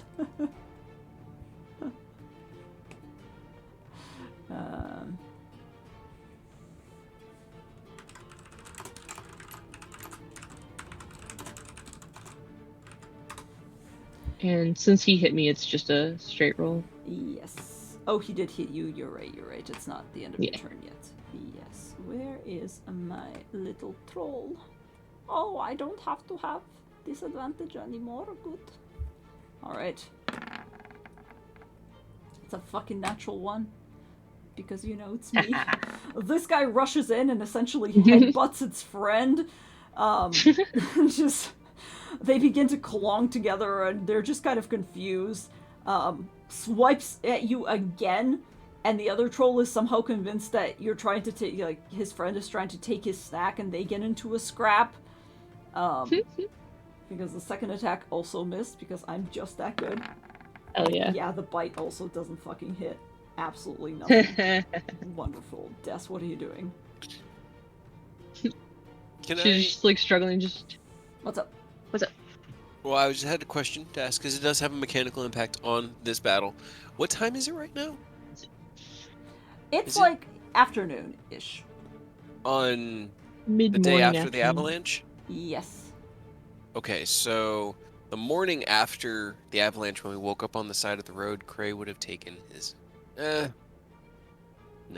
No, he would have left it with Des, because she's still unaccounted for. Never mind. I rescind my comment. I didn't know what he would do until I knew, because he needs his enhanced defense too, but with Eris there, and Tomas and Savid, he's feeling safer with the boy band than he'll leave it with Despair. Because he could recall it, but it would affect her AC. Make me even weaker. I know, and I don't want to, but I was like, just to be like forward, just in case. Yep, that's Mid battle, lose the. Right. Imagine. Fuck you, Dad. Your scale mail suddenly like unmagics, and you're just like, no, Cray, no. Why? Why would you do this? Okay, cool. Okay. Yeah, Alright. she's just like flailing a little bit, just like, get off me, ew!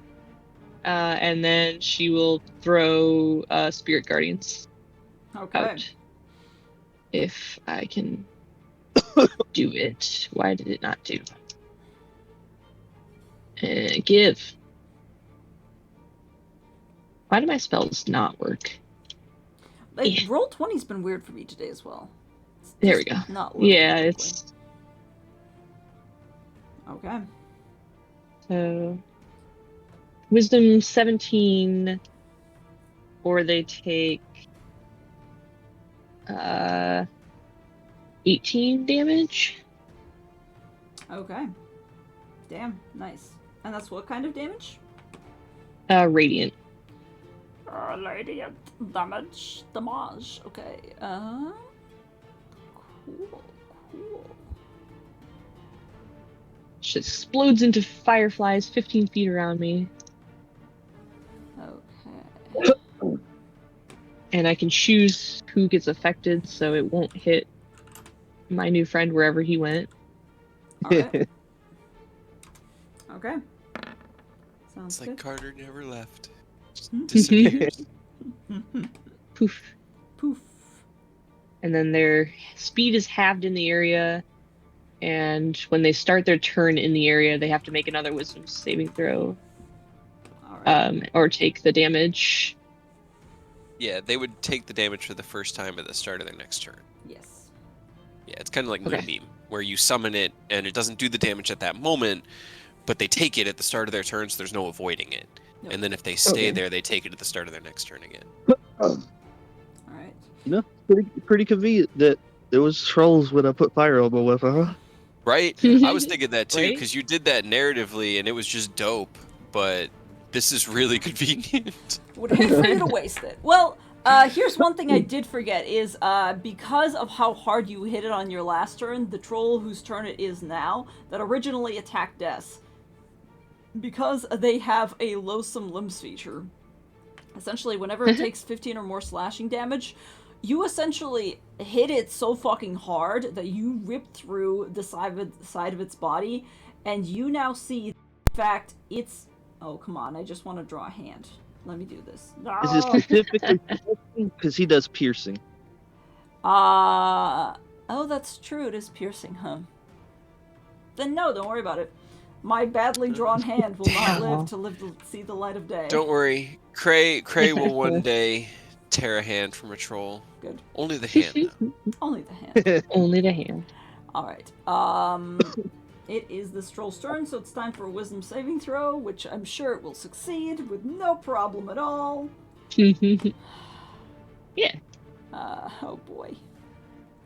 Oh boy. Come on, guys. That's a...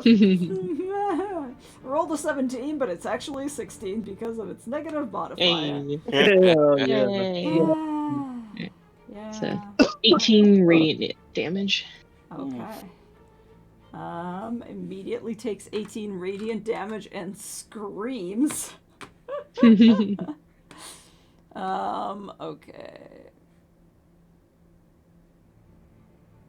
Alright.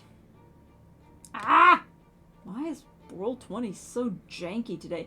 It is, however, still alive, and now that its friend is there, it will actually move. It kind of turns around, goes over and glances back to see whoever has hit it. Cannot see it, because they literally cannot roll that high.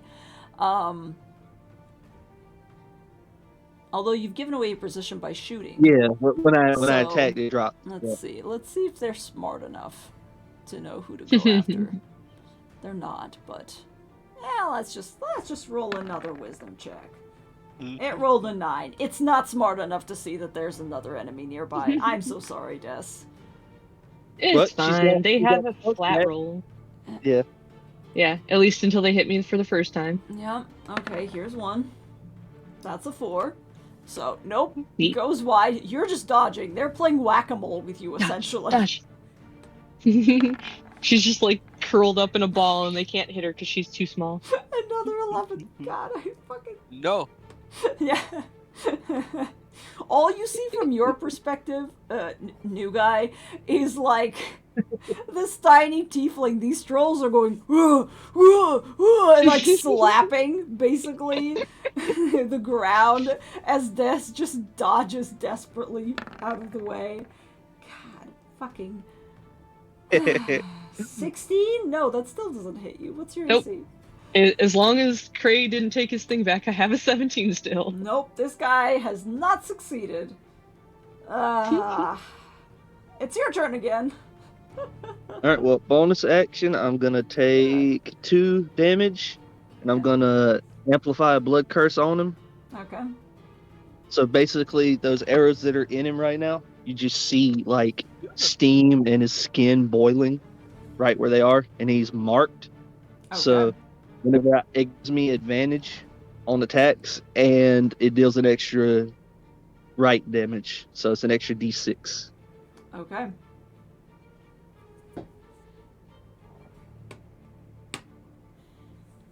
Yeah, that'll hit. 31.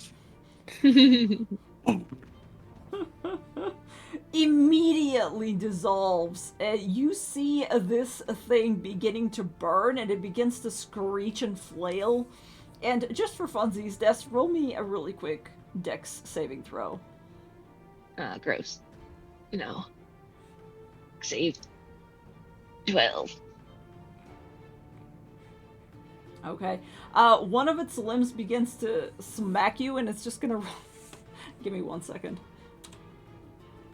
I'm just gonna really quickly roll a very small amount of damage. You take 1 damage as this thing essentially swipes you, being somehow more accurate in death than it was in life, before melting into a fucking puddle in the middle of the forest. Its friend looks down at the remains of its troll buddy and just begins to look around like, woo, oh.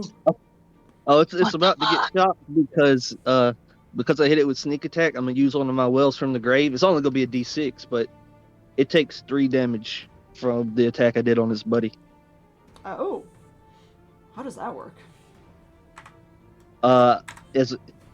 Immediately after I hit something with a sneak attack, I can deal half of the sneak die to another creature within 30 feet of it. Oh, okay. But my rogue's only level 4, so it's only a d6. But it's something. That's fair. What kind of damage is it? Well, because the sneak attack is just basically what, piercing or? Probably just piercing. Yeah. Necrotic.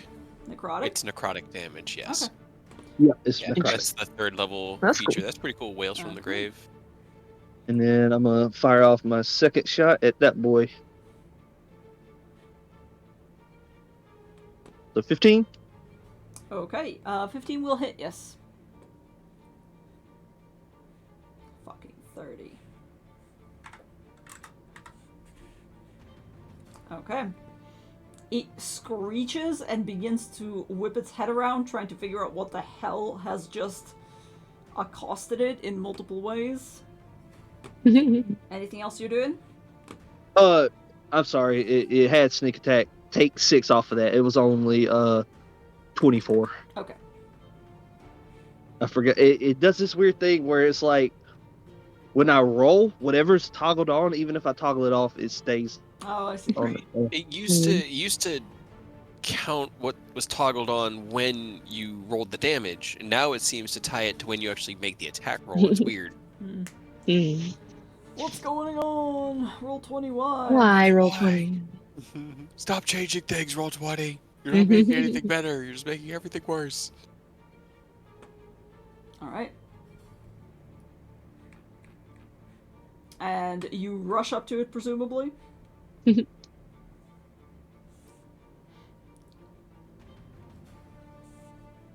you do, you walk into just a mass field of like fireflies. Yeah. Which, speaking of the mass field of fireflies, it needs to make a wisdom saving throw, which it will most certainly fail. Yep.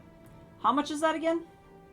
18 radiant damage. 19 radiant damage, okay. And that last attack had fire damage, so it doesn't regenerate, but it will immediately try to attack you, the one that has just presumably shot it and it has just appeared out of nowhere. So, really quickly, 16 to hit? Not you, Dis. The new guy. I haven't been able to hear. I don't think Earth. New guy. I think Earth's Discord went all wonky. Oh no. I'm pretty sure I know his AC though. Yeah. He just DC'd. Okay, so he could still hear us. I know his DC though, and I know 16 does not hit, so. Okay, does a 22 hit? I think it does. I think it's still out. Oh no. Yeah. Come on, man. Discord. Come Come on. on, Discord. Come on, Discord. Come on, Roll20. Come on, Internet. Right. Internet in general. The whole damn Internet.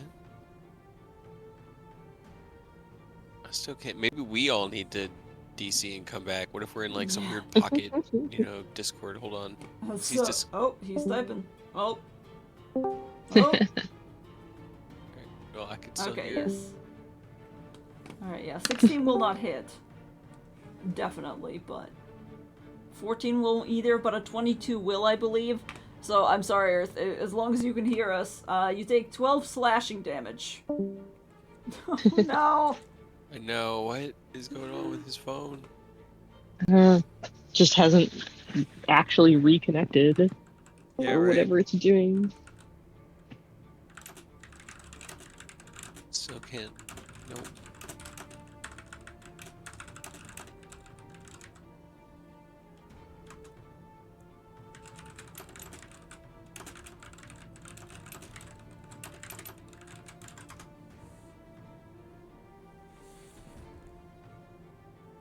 Oh shit. That's right, the cloak of frickin' displacement, so probably not. No. More cloaks of displacement. Oh no! Everybody has a fucking cloak of displacement. He got one! I asked for one. It was on my Christmas list. I'm sorry. Do you guys just want to go to the Pokemon Discord then? Because if it's Yeah, just we can try it. let's try that. Do it. It's yeah, just hold us. on. Let's go to the Wiglet Rave.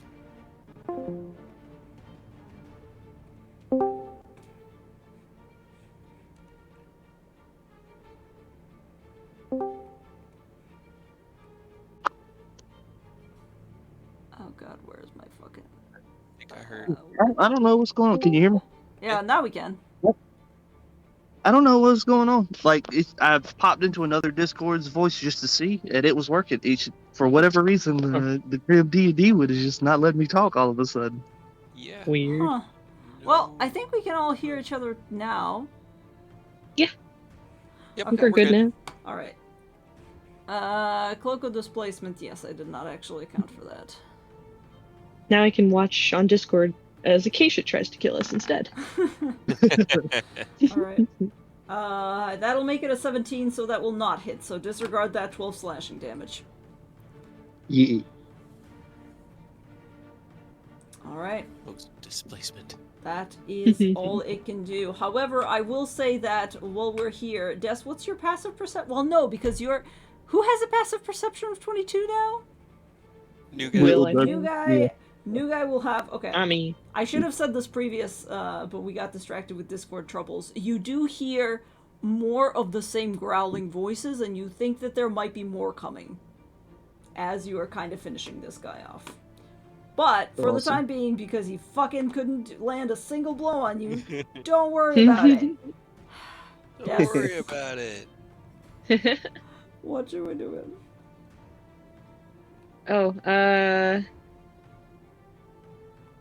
Boy.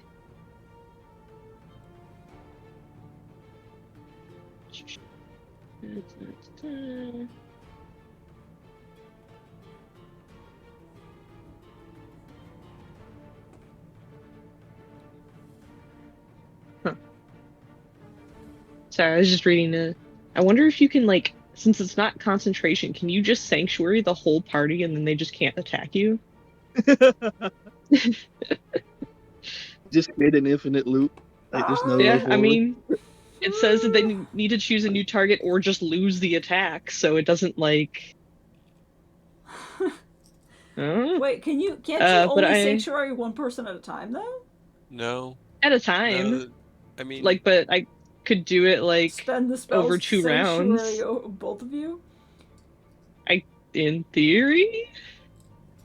As long as they both stand there and don't attack, then theoretically, given 2 bonus actions, she could sanctuary both of them, and then they could just stand there, and they'd have to make wisdom saves to attack, which means they'd still potentially Have be a able to hit you chance. 10% of the time, and as soon I as you just thought it struck was back, funny. it would drop. But yes, Yeah.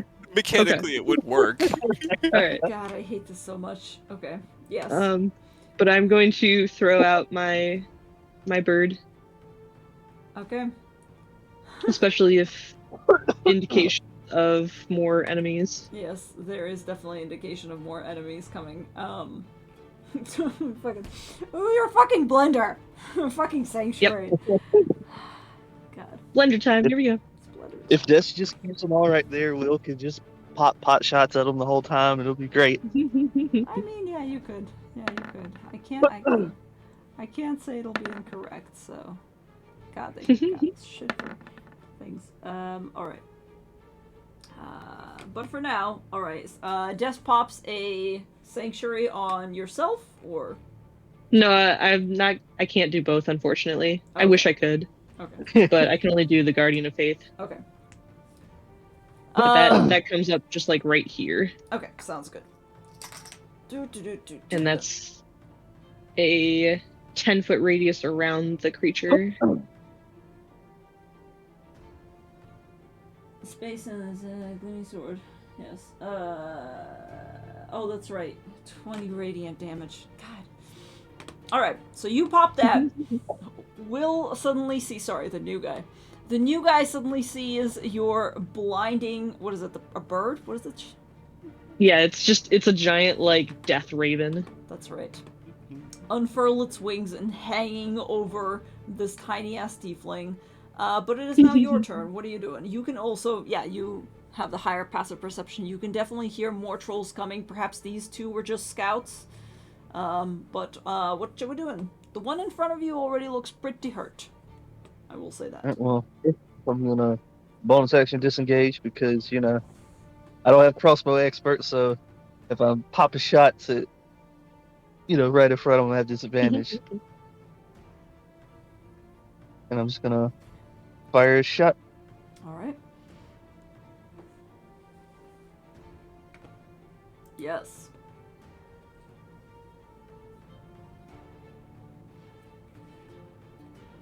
$30. Alright. Takes an arrow to the throat. He's gurgling and stumbling, but still kind of raspily breathing. And its eyes focus back on you. And you just hear a low gurgle. Alright. That's, wait, it's 15 minus 3, you said, right? Yep. Okay, that will not hit. Alright, and that's my turn. Okay. It essentially stumbles forward as you fire off the next round, and the arrow just barely sails past its head.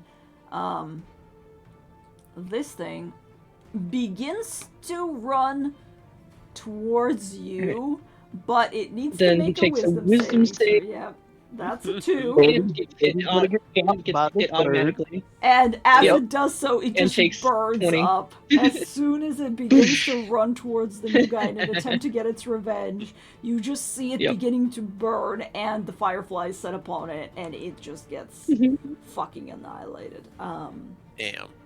Did the fireflies kill it, or did the bird use part of its, Or the bird, yeah. Honestly, the fireflies, which act first, would probably have killed it. Okay, so it still has its full 60. Yeah. So it still has its full 60. 18 radiant. Yep. Cool. Alright, and then as you do so, you hear, and I think you would be able to hear this at this point, God, so You hear janky. Damas screaming in the distance. Yes. The trees begin to part, and you see 3 more trolls approaching from generally the same direction, but they seem to be responding to the cries of their comrades. Probably not, but they're smelling meat. Will, it is technically your turn because you've destroyed the trolls and they did not roll very well. Okay, then I'm gonna scooch on over this way. That way I could put that bird in between me and that one up top. And I have no idea how much a 10-foot circle is, but oops, I fucked up. I almost put Magmar on the map. It's just Magmar. Oh, yes. Man, I've been rolling really good low self-damage rolls. I like it. Yeah. Hell yeah. Good for Bonus action. I'm gonna curse that guy with Mark. you. Okay.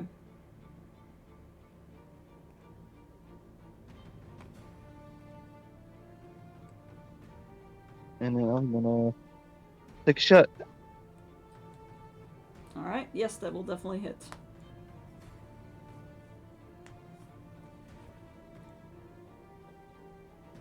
That is a 33.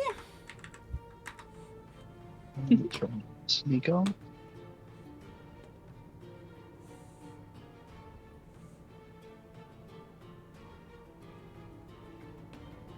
I'm glad it works in the Alt tab, but it's so much more cumbersome. Yeah, right.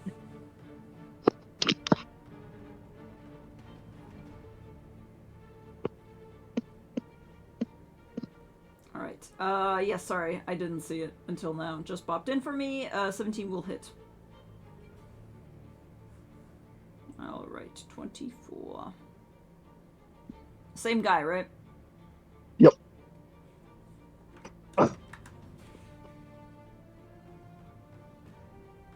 Okay. Kill all trolls. And I'm gonna go ahead and just hit this man. He just gets a quick one necrotic. Just a fat one necrotic, you know. Alright. A single. As this guy gets battered with arrows left and right, takes one to like basically its head, goes directly through his eye. Doesn't seem too bothered because I mean they don't have much brain to begin with. But as it kind of sways, it's still standing, it's still alive. But as it sways, its companion over in this way looks at it and just takes one necrotic damage because it's like, ooh, it's gonna be me. Is what it's probably thinking. Alright, this guy is mad, and it will go Big ahead and mad. rush in. I don't think it knows to avoid the fucking fireflies, so wisdom saving throw. Come on, one of you has to roll a natural 20. No, that's a 2. What is, how much 18. is that? 18? And then it does what? Takes damage from the guardian? Depends on how. I kind of drew the circle, but it might not be right. It's a 10-foot radius around my guardian, and the guardian is next to me. Okay, so as long as it doesn't actually enter within the circle. Because it's going for Yeah, you it has to go specifically. within. Okay. Okay. In which case you still have your freaking cloak on. Yes. So it's attacking with disadvantage. So, sorry, hold on. Well, I'm gonna roll one more time. It should be disadvantage. Come on, I can roll things. 18? Yes. Okay, that's a total of 11 slashing damage on the first claw. 11. And now it doesn't have disadvantage because it hit once, right? Yes. Okay. Takes another shot at you, 19. This one, despite the fact that there's an arrow in its eye, seems to be a lot more adept at hitting things. 19, it's another 13 slashing damage. Ew. And it is going to attempt to very quickly chomp at you. Chomp at ye! I'm finally rolling well! 24! No. Nah. That's, Don't roll Got well it. when you got 3 trolls on us. You're Right? fine. That's 10 more damage as it chomps down on you. Ew. Well, I will use that last one, and I will use a Hellish Rebuke. Yeah, do it. Let me cast my spells from the spellbook. Why? What's the... Is it a dexterity save or what is it? Yeah, it's a dex save yes. from you. Dex save. Troll. That's a 17. No. Half Aw. damage then. Half damage, so that's 15 divided by half is what? 7? 7. It picks you up and in moment, like, it grabs you in its mouth and begins to shake like a dog, but a second later, as its mouth explodes in flames, it does that thing where you're like, "Ugh." It begins to spit out, begins to cough horrifically. It has not had a good. Has not had a good taste. It's just barely alive, but I think that drops your concentration.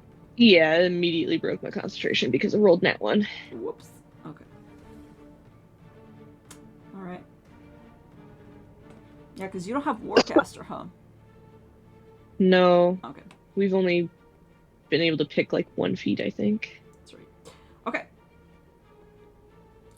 So your concentration on your thing drops. This thing already looks like it is more concerned for whatever the fuck. It ate a spicy jalapeno. It did not like it. It is screaming its fucking head off. Spicy. Spicy jalapeno. This guy is going to go all in, and they're not smart. It's probably going to go for your guardian first because it's not invisible or anything, right?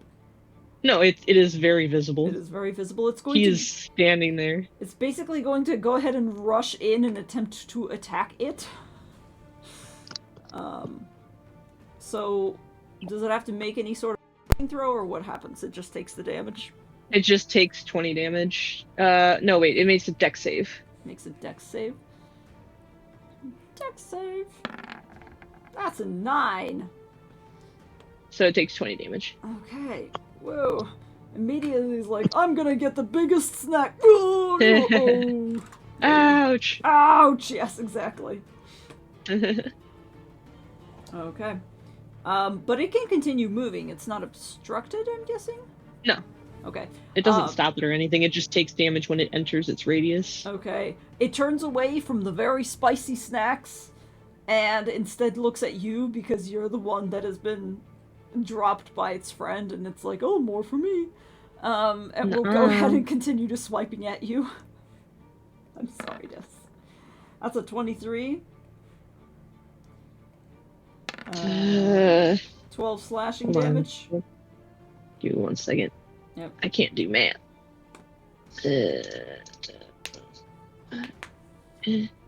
Okay. How much? 12 slashing damage. 12. It'll take another swipe at Will because he's no longer hiding. And I want to let everyone have the... Oh, but that would be at disadvantage because of the cloak, huh? Yep. Fucking Well, cloak. come on, swing at me, troll. It's fucking natural one. Bitch, damn it. Bites at you because you are a spicy snack that it wants. That's a 12. No, it does not hit. Wasted 2 of its attacks. Good job. I fucking... Oh, they're not smart enough for this. Das, what are you doing? Crying. But that's a free action. That's a free action. Mm-hmm.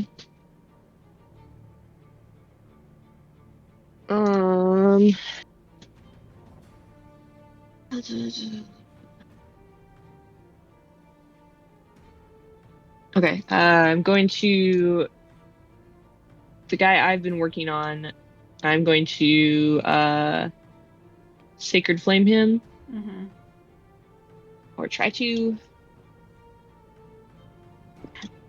Yeah, I can't use anything off of my spellbook for some reason. I have to do it from, like, the list on the front page. It's weird. Roll 20's being weird tonight, y'all. Yeah. Super weird. Yeah. Alright. That is... Wait, sorry. Which one is it on? The one that's next to you or the one that's... This guy. Okay. Alright. He's going to roll a dex save. Even if he fails, I'm pretty sure he's dead. That's an natural one. Okay, so it's 12 does he plus die? another 4. Alright. That's... Okay, I'm sorry. I know you just answered this question, but it's the one on the left you're going for? Or the one Yes. that was hit by the guard? Okay. The one on the left fucking goes down. Immediately. Okay, cool. Yeah, he's gonna get right back up because I'm gonna use my reaction to use my last blood curse. Oh. Okay. And And what does that do? What does that look like? I'm gonna amplify it so it gets movement. Okay. And I have been rolling low every time. Nice. Yeah. So he's gonna get up, use half his movement. It's already dead, so it won't matter. He's just gonna run up on that one and make an attack. on this guy. All right. On this guy. He's got a bonus equal to my wisdom, so it's just a +3 whenever he rolls. Okay. I will say it will probably still get damage from the guardian that Des put up. It's only hostile creatures to us, so if it's not hostile to us anymore, then it doesn't take damage. Huh. I guess with it, no. Yeah. I don't know. That's an interesting point. I guess it's hostile creature. Yeah, creatures that are hostile to you. We'll find out. Okay. All right. And does it act on its turn or on your turn? Oh, no, it attacks right now. Oh, right. And then it's dead. Yeah. Okay. It just, when something dies, I have to use my reaction to do it. Okay. But whatever it rolls, 3 to it.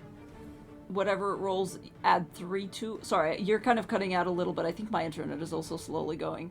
So it attacks using its own movement with multi-attack, or does it just do one attack? No, it's just one attack. Just one attack using what?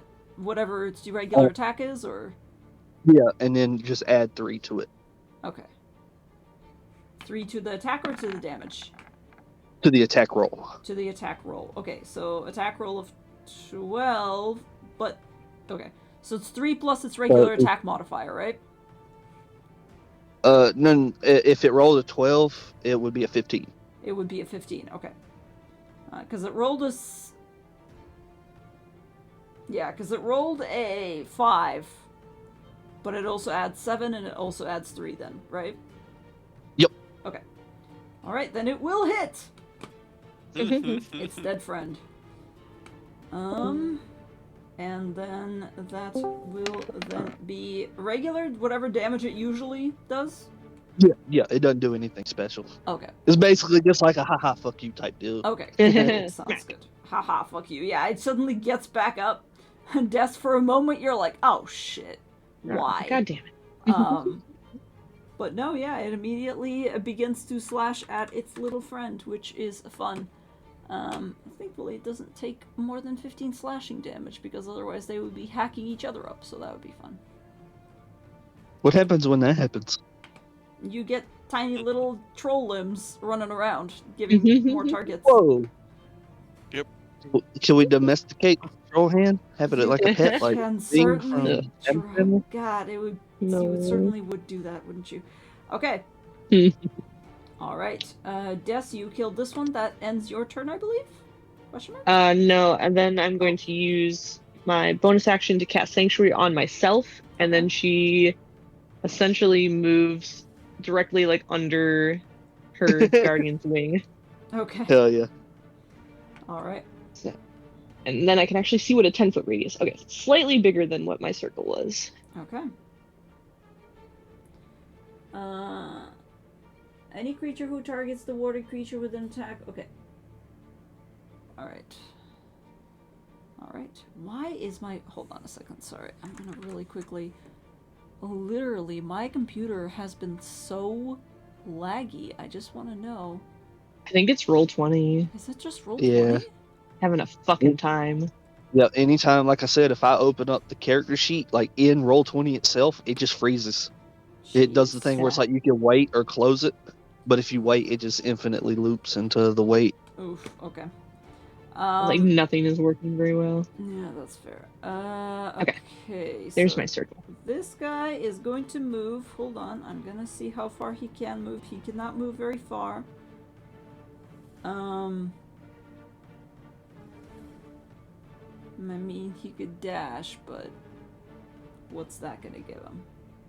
Not a lot. He's just gonna make him. I mean, that's all he's really gonna do. He's not gonna be able to act on this turn, but he will make it all the way over here. And And then go take into damage. you. Get swung. Yeah, if he passes Yeah, the circle. he will pass through the damage. circle. So, not Sanctuary, but the circle. Is a dex save. Dex save, yes, thank you. Or he'll take 20 radiant. That's a 3. I roll great. Is that right? 20 radiant. 20 radiant.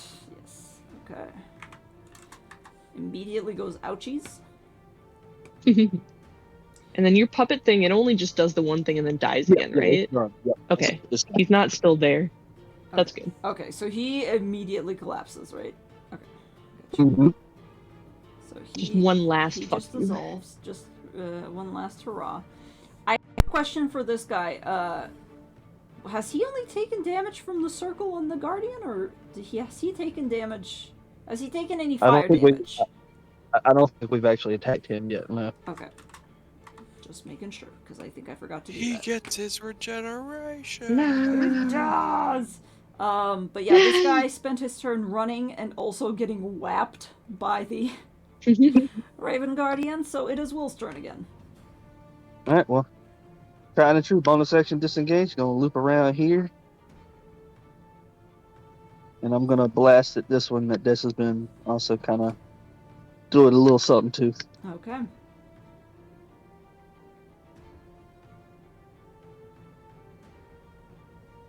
-17 -3 is 14. Does not hit. 14. Nope. All right, and then here's the second. Ooh. No, unfortunately not. Not so good. This guy seems to be getting more adept at dodging shit that's been flying at him continuously. All right, now he'll use just his movement to scooch in. Alright. Scooch back in. I know they got sanctuary up, but it'd probably be better not to have, you know. Okay. This thing will probably go for you then, because you've been the one that's been shooting at it. However, will it take damage from the Guardian again? Yep. If it moves at all, it takes more damage. Wait, if it moves again, or what if it stays moves in still? But if it goes does for if Will? it stays still, I don't think it takes damage. Okay. Because it says if a creature. Oh, if that's the case, then can I retroactively move back so it runs at me then to help Des out? Well, you don't know that, so I would say no. You don't know how the Guardian works. You just met her, so no. Unfortunately. Maybe once you guys talk and you can get some strategy and you find out about the Great Blender. Fucking Blender. I swear to fucking God. Okay. Well, as long as it doesn't move, then it's not going to take damage. It's just going to swing on the guy that's been shooting at it, and since it's come up to you, essentially. But however, still Cloak of Displacement. That is a 17 to hit? Nope. No dice. Come here! Come here! No, that's not gonna hit either. That's a 12, and then a bite. Come on, I hit this. Why can't I hit? God damn it. Nope. It begins to swing and approach you and does not do anything. Fuck it. Shit. Shit cakes. Alright, Des. What you doing? Oh, it's my turn. Yes. Neat.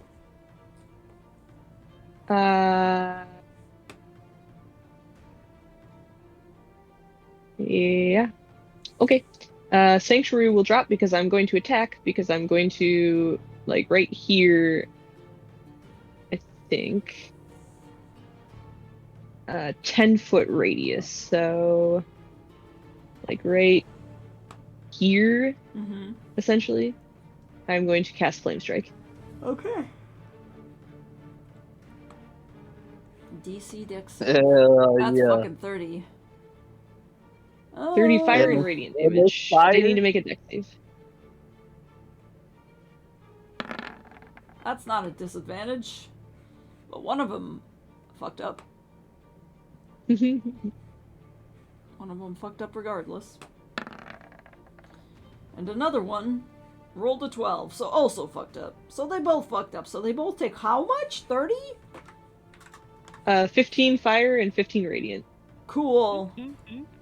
Yeah, that's fine. Oh, yeah, that's only 15. Hold on. Minus 15. Why did I only get... Okay, there we go. Yeah. Cool. Anything else you'd like to put into the blender aside from...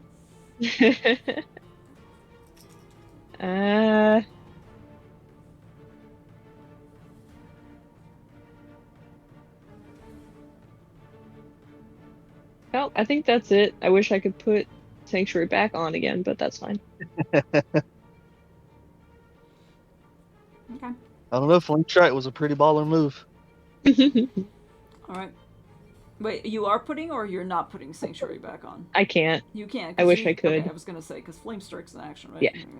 Okay. Yes. Cool. So you just fucking burn both of my boys. This boy is, let's be honest, not very smart, so he's gonna try to swing around, but To make another deck save. make another deck save. Yeah. Let's see. Gotta try, right?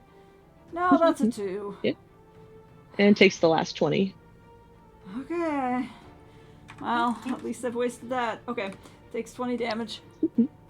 And that's the end of my guardian. Alright, we'll continue to attempt to... What should it do?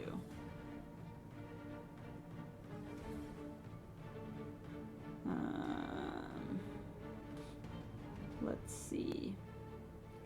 No, it'll probably... Because it has enough movement to get over here, so as long as he can get some kind of advantage, he will actually swing on good old new guy who has been Hell yeah. It's a flat roll till he hits. Yeah. Okay, that's... Oh, wait, well, maybe. That's an 18? Yep, that's right on the money. Oh, thank fuck. Okay, finally. Finally. 11 slashing damage. I will hit you eventually. Maybe. And then why is that an advantage? Oh, yeah, because he's flanking. 22? Yep. And 10? 10 damage or 10 10 damage. Yeah, sorry, 10 damage. Okay. One on the advantage seems kind of low. Nope. And then it's going to also chomp down on you for a 26 to hit, which I presume hits. But that's only 7 damage. 7 chompy damage.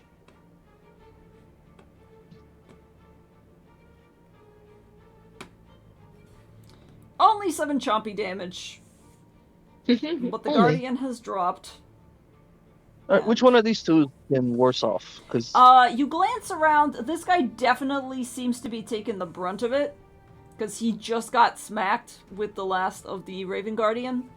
And he looks to be limping pretty severely and is looking to be very burned and thus cannot regenerate any more health, unfortunately. Very sad to see. We're gonna disengage real quick, just so he doesn't have disadvantage on the shot. He's gonna fire at that boy.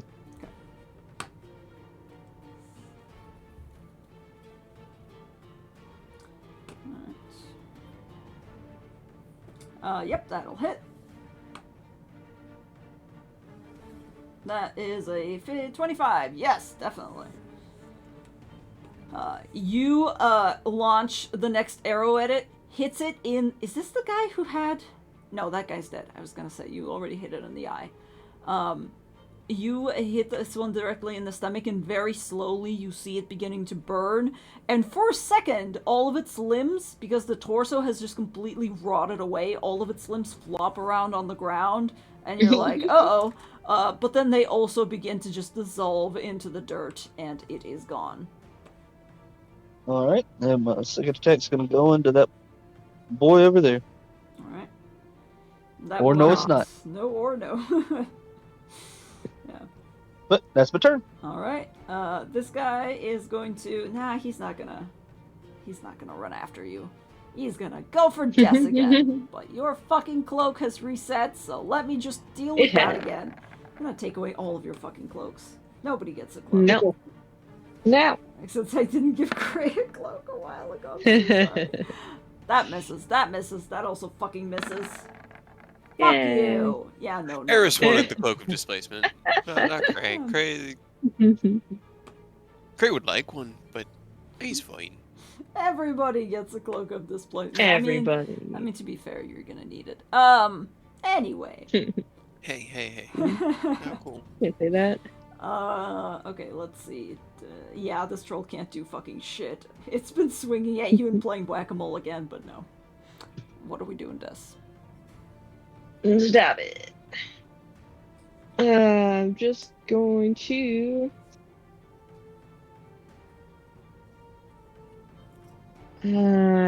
honestly, I'm just gonna path to the grave for Will. Okay. Cool. So the next hit is doubled. Okay. And then she just kind of like tries to hide. Okay. And you duck down. Do you yell anything to Will regarding the path to the grave? Because all he sees is you just doing some magic.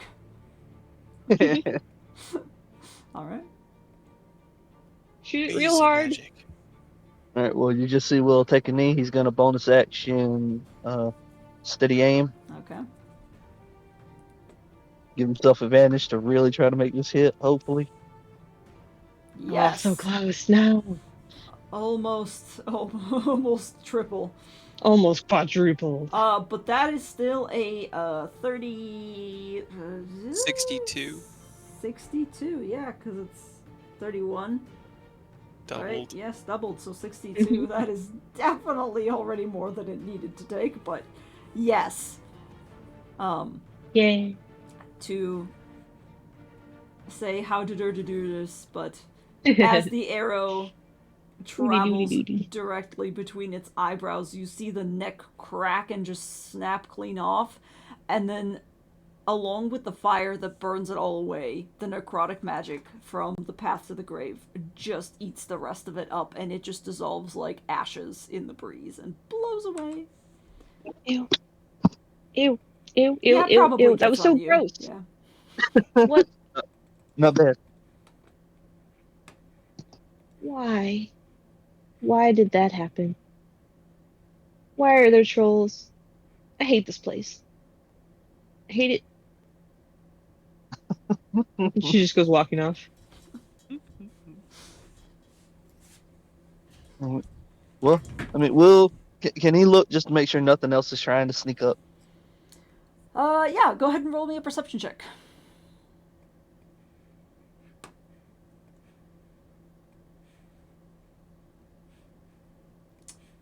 You are pretty certain that you don't hear anything else, but given the amount of blood that has permeated the ground here in general, it's actually kind of a surprise that they didn't arrive any earlier, because trolls are, by and large, scavengers, so you presume they came to see if there was any scraps left for them. And you think this is probably not going to be a super safe place, because there's probably going to be other things that eventually show up to see if there's, something to eat. But for now, seems to be quiet. And he'll trail after Death then and just kind of give her the quick rundown. Probably not a safe space to be. Plenty of blood is going to attract all kind of predators. Yeah. If there's not good to post up here. If there's still like a cloth on Ava's like table, she's like sitting under the cloth padding. Will, you enter into what appears to be, well, at one point it seems to have been a rather lavish tent, outfitted with all sorts of blankets and woven things and shawls hung all around. It's not quite the same anymore. A lot of things are scattered and broken, but you see that the little tiefling has huddled herself up under the table. He'll just kind of pull a chair out, sit down, and just everything all right? Place sucks.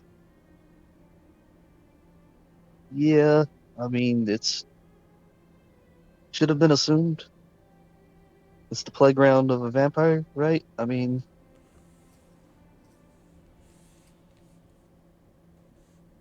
we didn't know that. We didn't come here by choice. But every single day, every day, something. So you just happened in here. That's unfortunate. Mm-hmm. Just want to hang out with my friends. And we can't even have like one day where something doesn't go wrong. And now he's gonna probably, avalanche our house. So that's cool. But hopefully not for a couple more days. And where's your house? In Kresk. We made an inn.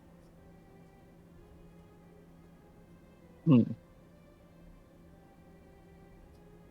And I that's I all. don't I, I don't mean to pry. Are your other friends there? I told them to go there, so maybe, or maybe not yet. We got kind of separated, which is why I'm all the way over here.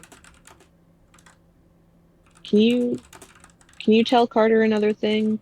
Can you tell him I'm sorry? He just kind of like tilts his head a little bit. Like, I mean, as I've said, I'm pretty sure he can hear you. It's I'm not like holding him hostage. He's not in me or anything. He's just kind of here. It's not like you can see him or anything, but he's here. Anything you need to tell him, you can. Just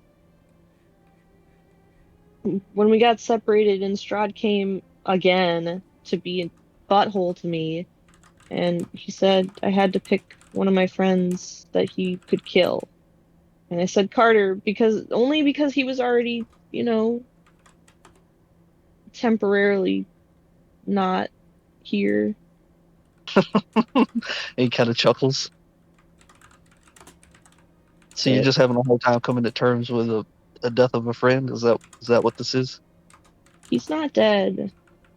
I can bring him back. I just have to get to Kresk. And we'll be fine. Well, that's also where I need to be. It sounds like he wants me to help you, and I want to stop. And also, I'm kind of on the lookout for my brothers. I'm gonna be honest. I'm not holding out hope that they're alive, but I need to fight. I need to figure it out at least. So I mean, if you're gonna help us, though, are you okay with going to fight something that you might not come back from? Because I don't know if we'll be able to do it.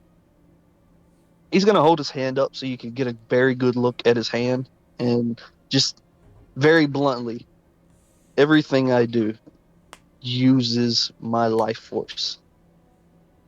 Everything just saw me to a little bit of who I am. I am more than willing to go at something that might kill me. Like I said, that's kind of in the job description. That's why I'm not mad if they're dead. Every one of us understands that when we go out, when we hunt, there's the chance that we don't come back. Seems hard. She like reaches out one hand and pokes like in the center of your palm. You probably get a little bit of fresh blood because he did just do his hemocraft stuff several times. So, um, She little spark of magic heals the cuts. but I mean, it sounds like this is your friend, and he's pretty determined to still take Strahd down. I'm That's borrowing some of his strength, so I owe it to him to at least listen to what he wants. So I got no complaints helping you, as long as you don't mind if I, when the time comes, figure out what's going on with my people. sure. I mean, we can even help you if you want. I don't know how, but we could look for them. Like I said, I haven't really seen anyone that looked weird, and we meet all kinds of weird people. yes, Yeah. as. Oh, sorry, go ahead. No, go ahead. I wasn't gonna say anything important. Just as you are saying this and as you're having this conversation, there is a small movement in one of your not pockets, but like little pouches that you keep on your waist. Uh, she'll rummage through and look. You find Is it Dusty? Did Dusty finally come back? Dusty. Oh God, that's a deep cut. Oh, that's a callback. Wow. Oh God, Oh. the first fatality, our first poor baby. He's not dead. He ran away. Yeah, I'm sure he's He's fine. fine. Dusty, I want so bad to insert a scene into the end of Strahd where Strahd turns around on a spinny chair and he's just stroking Dusty. Oh, Dusty. I mean, how dare you? big gray kind of fluffy cat. It would be totally up Strahd's aesthetic. He could have like a scar and be missing like one eye because he got abandoned into the woods by a bunch of He didn't idiots. get abandoned. He ran away. But we died. No. God. Anyway, sorry. You find a rock, which is mildly familiar, and for a second you're like, why did I keep a rock? Wait a minute. This was something Dumas gave me. It is like softly moving. It's like vibrating, essentially. It's not making off any noise, and you don't hear a voice. But it is I vibrating. don't want to put it in my mouth. Oh, come on. She just like holds it up to her ear real close. Please don't make me put this in my mouth. Nope. It's still just softly buzzing.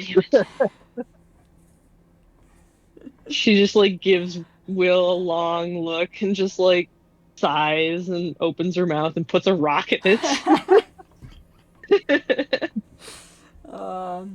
Will, the weird little tiefling girl, is eating rocks.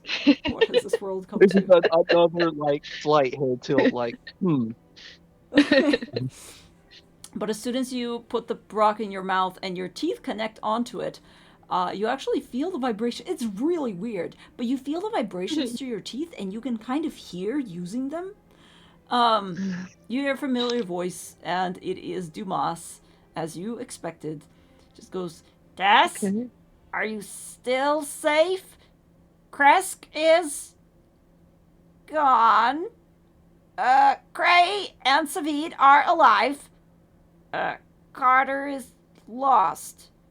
Please be careful. If you come here, please respond. Can she respond if her mouth falls open and the rock falls out? The rock is not super big, so you can kind of tuck it into your cheek and speak if you want to. I don't know. Maybe, but like she just like in shock, like just what? Gone? What do you mean gone? That's about it. Okay. And then the rock falls out, yeah. You fumble with it for a moment. It's a little wet. Yeah. She grabs it, shoves it back in her pouch, and just like pushes herself out from under the table. Kind of like scrabbling past Will. Just no, it can't be gone. It's too soon. Are you okay? What's happening? You put a rock in your mouth. I got very emotional. Dumas, just give me. Don't worry. No, he said he wouldn't. He said. Dumas said that Kresk is gone.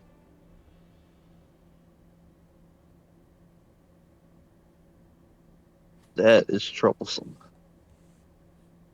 And they also said that Carter's lost. That would also explain why you said he was not gone, but I'm kind of working with him. He was fine. I was gonna bring him back. I don't. She was like heading towards the door and just like sits down and stares at the ground.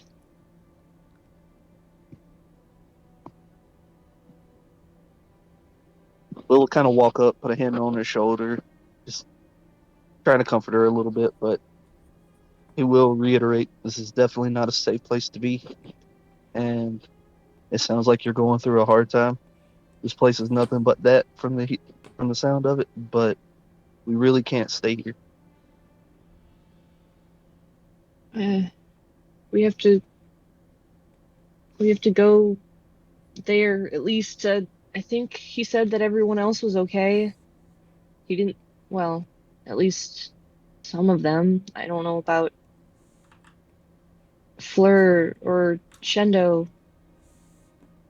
but I told them to meet them there.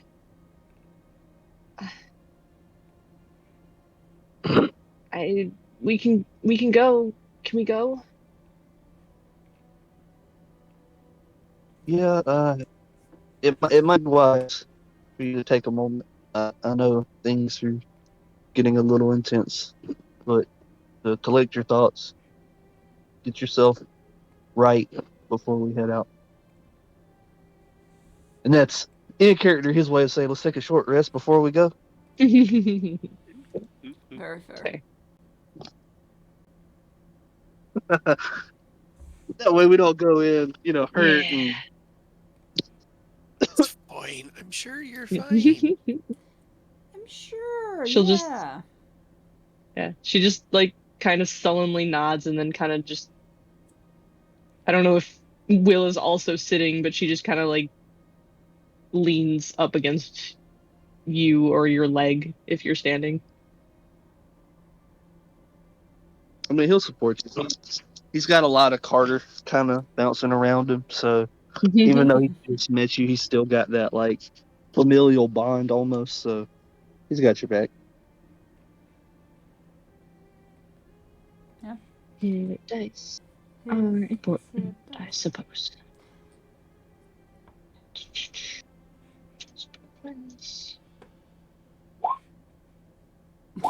Roll a handful of these babies.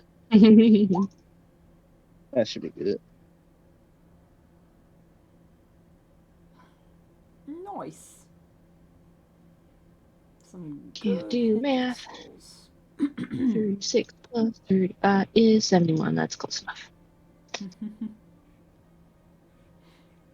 All right. I better do one more because I'm gonna have to reapply. All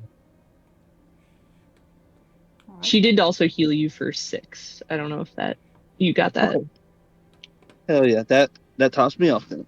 Good shit. Yeah, cool. All right. Well, we've been playing for.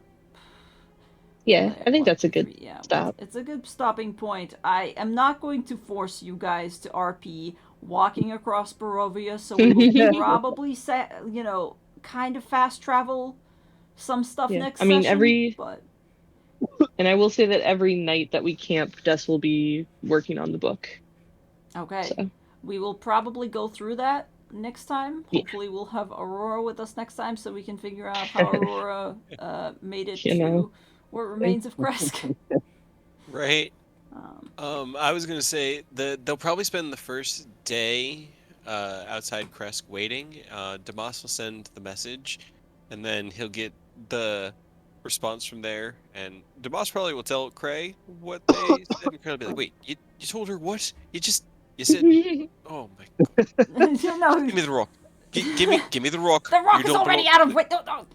I know, Look, but I can she use needs it to know. tomorrow. Otherwise, I'll use it tomorrow. Okay, just give me fine. the rock. You have to shove it in your mouth. Shut her. I understand how it works. And he'll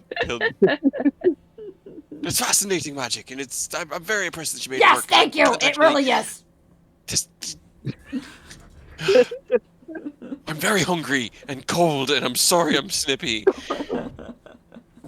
But they're basically just making camp and trying to survive outside the town for about a day, and then I'd say after a day, he's probably gonna send them a message using the stone, because he had forgotten that she had it.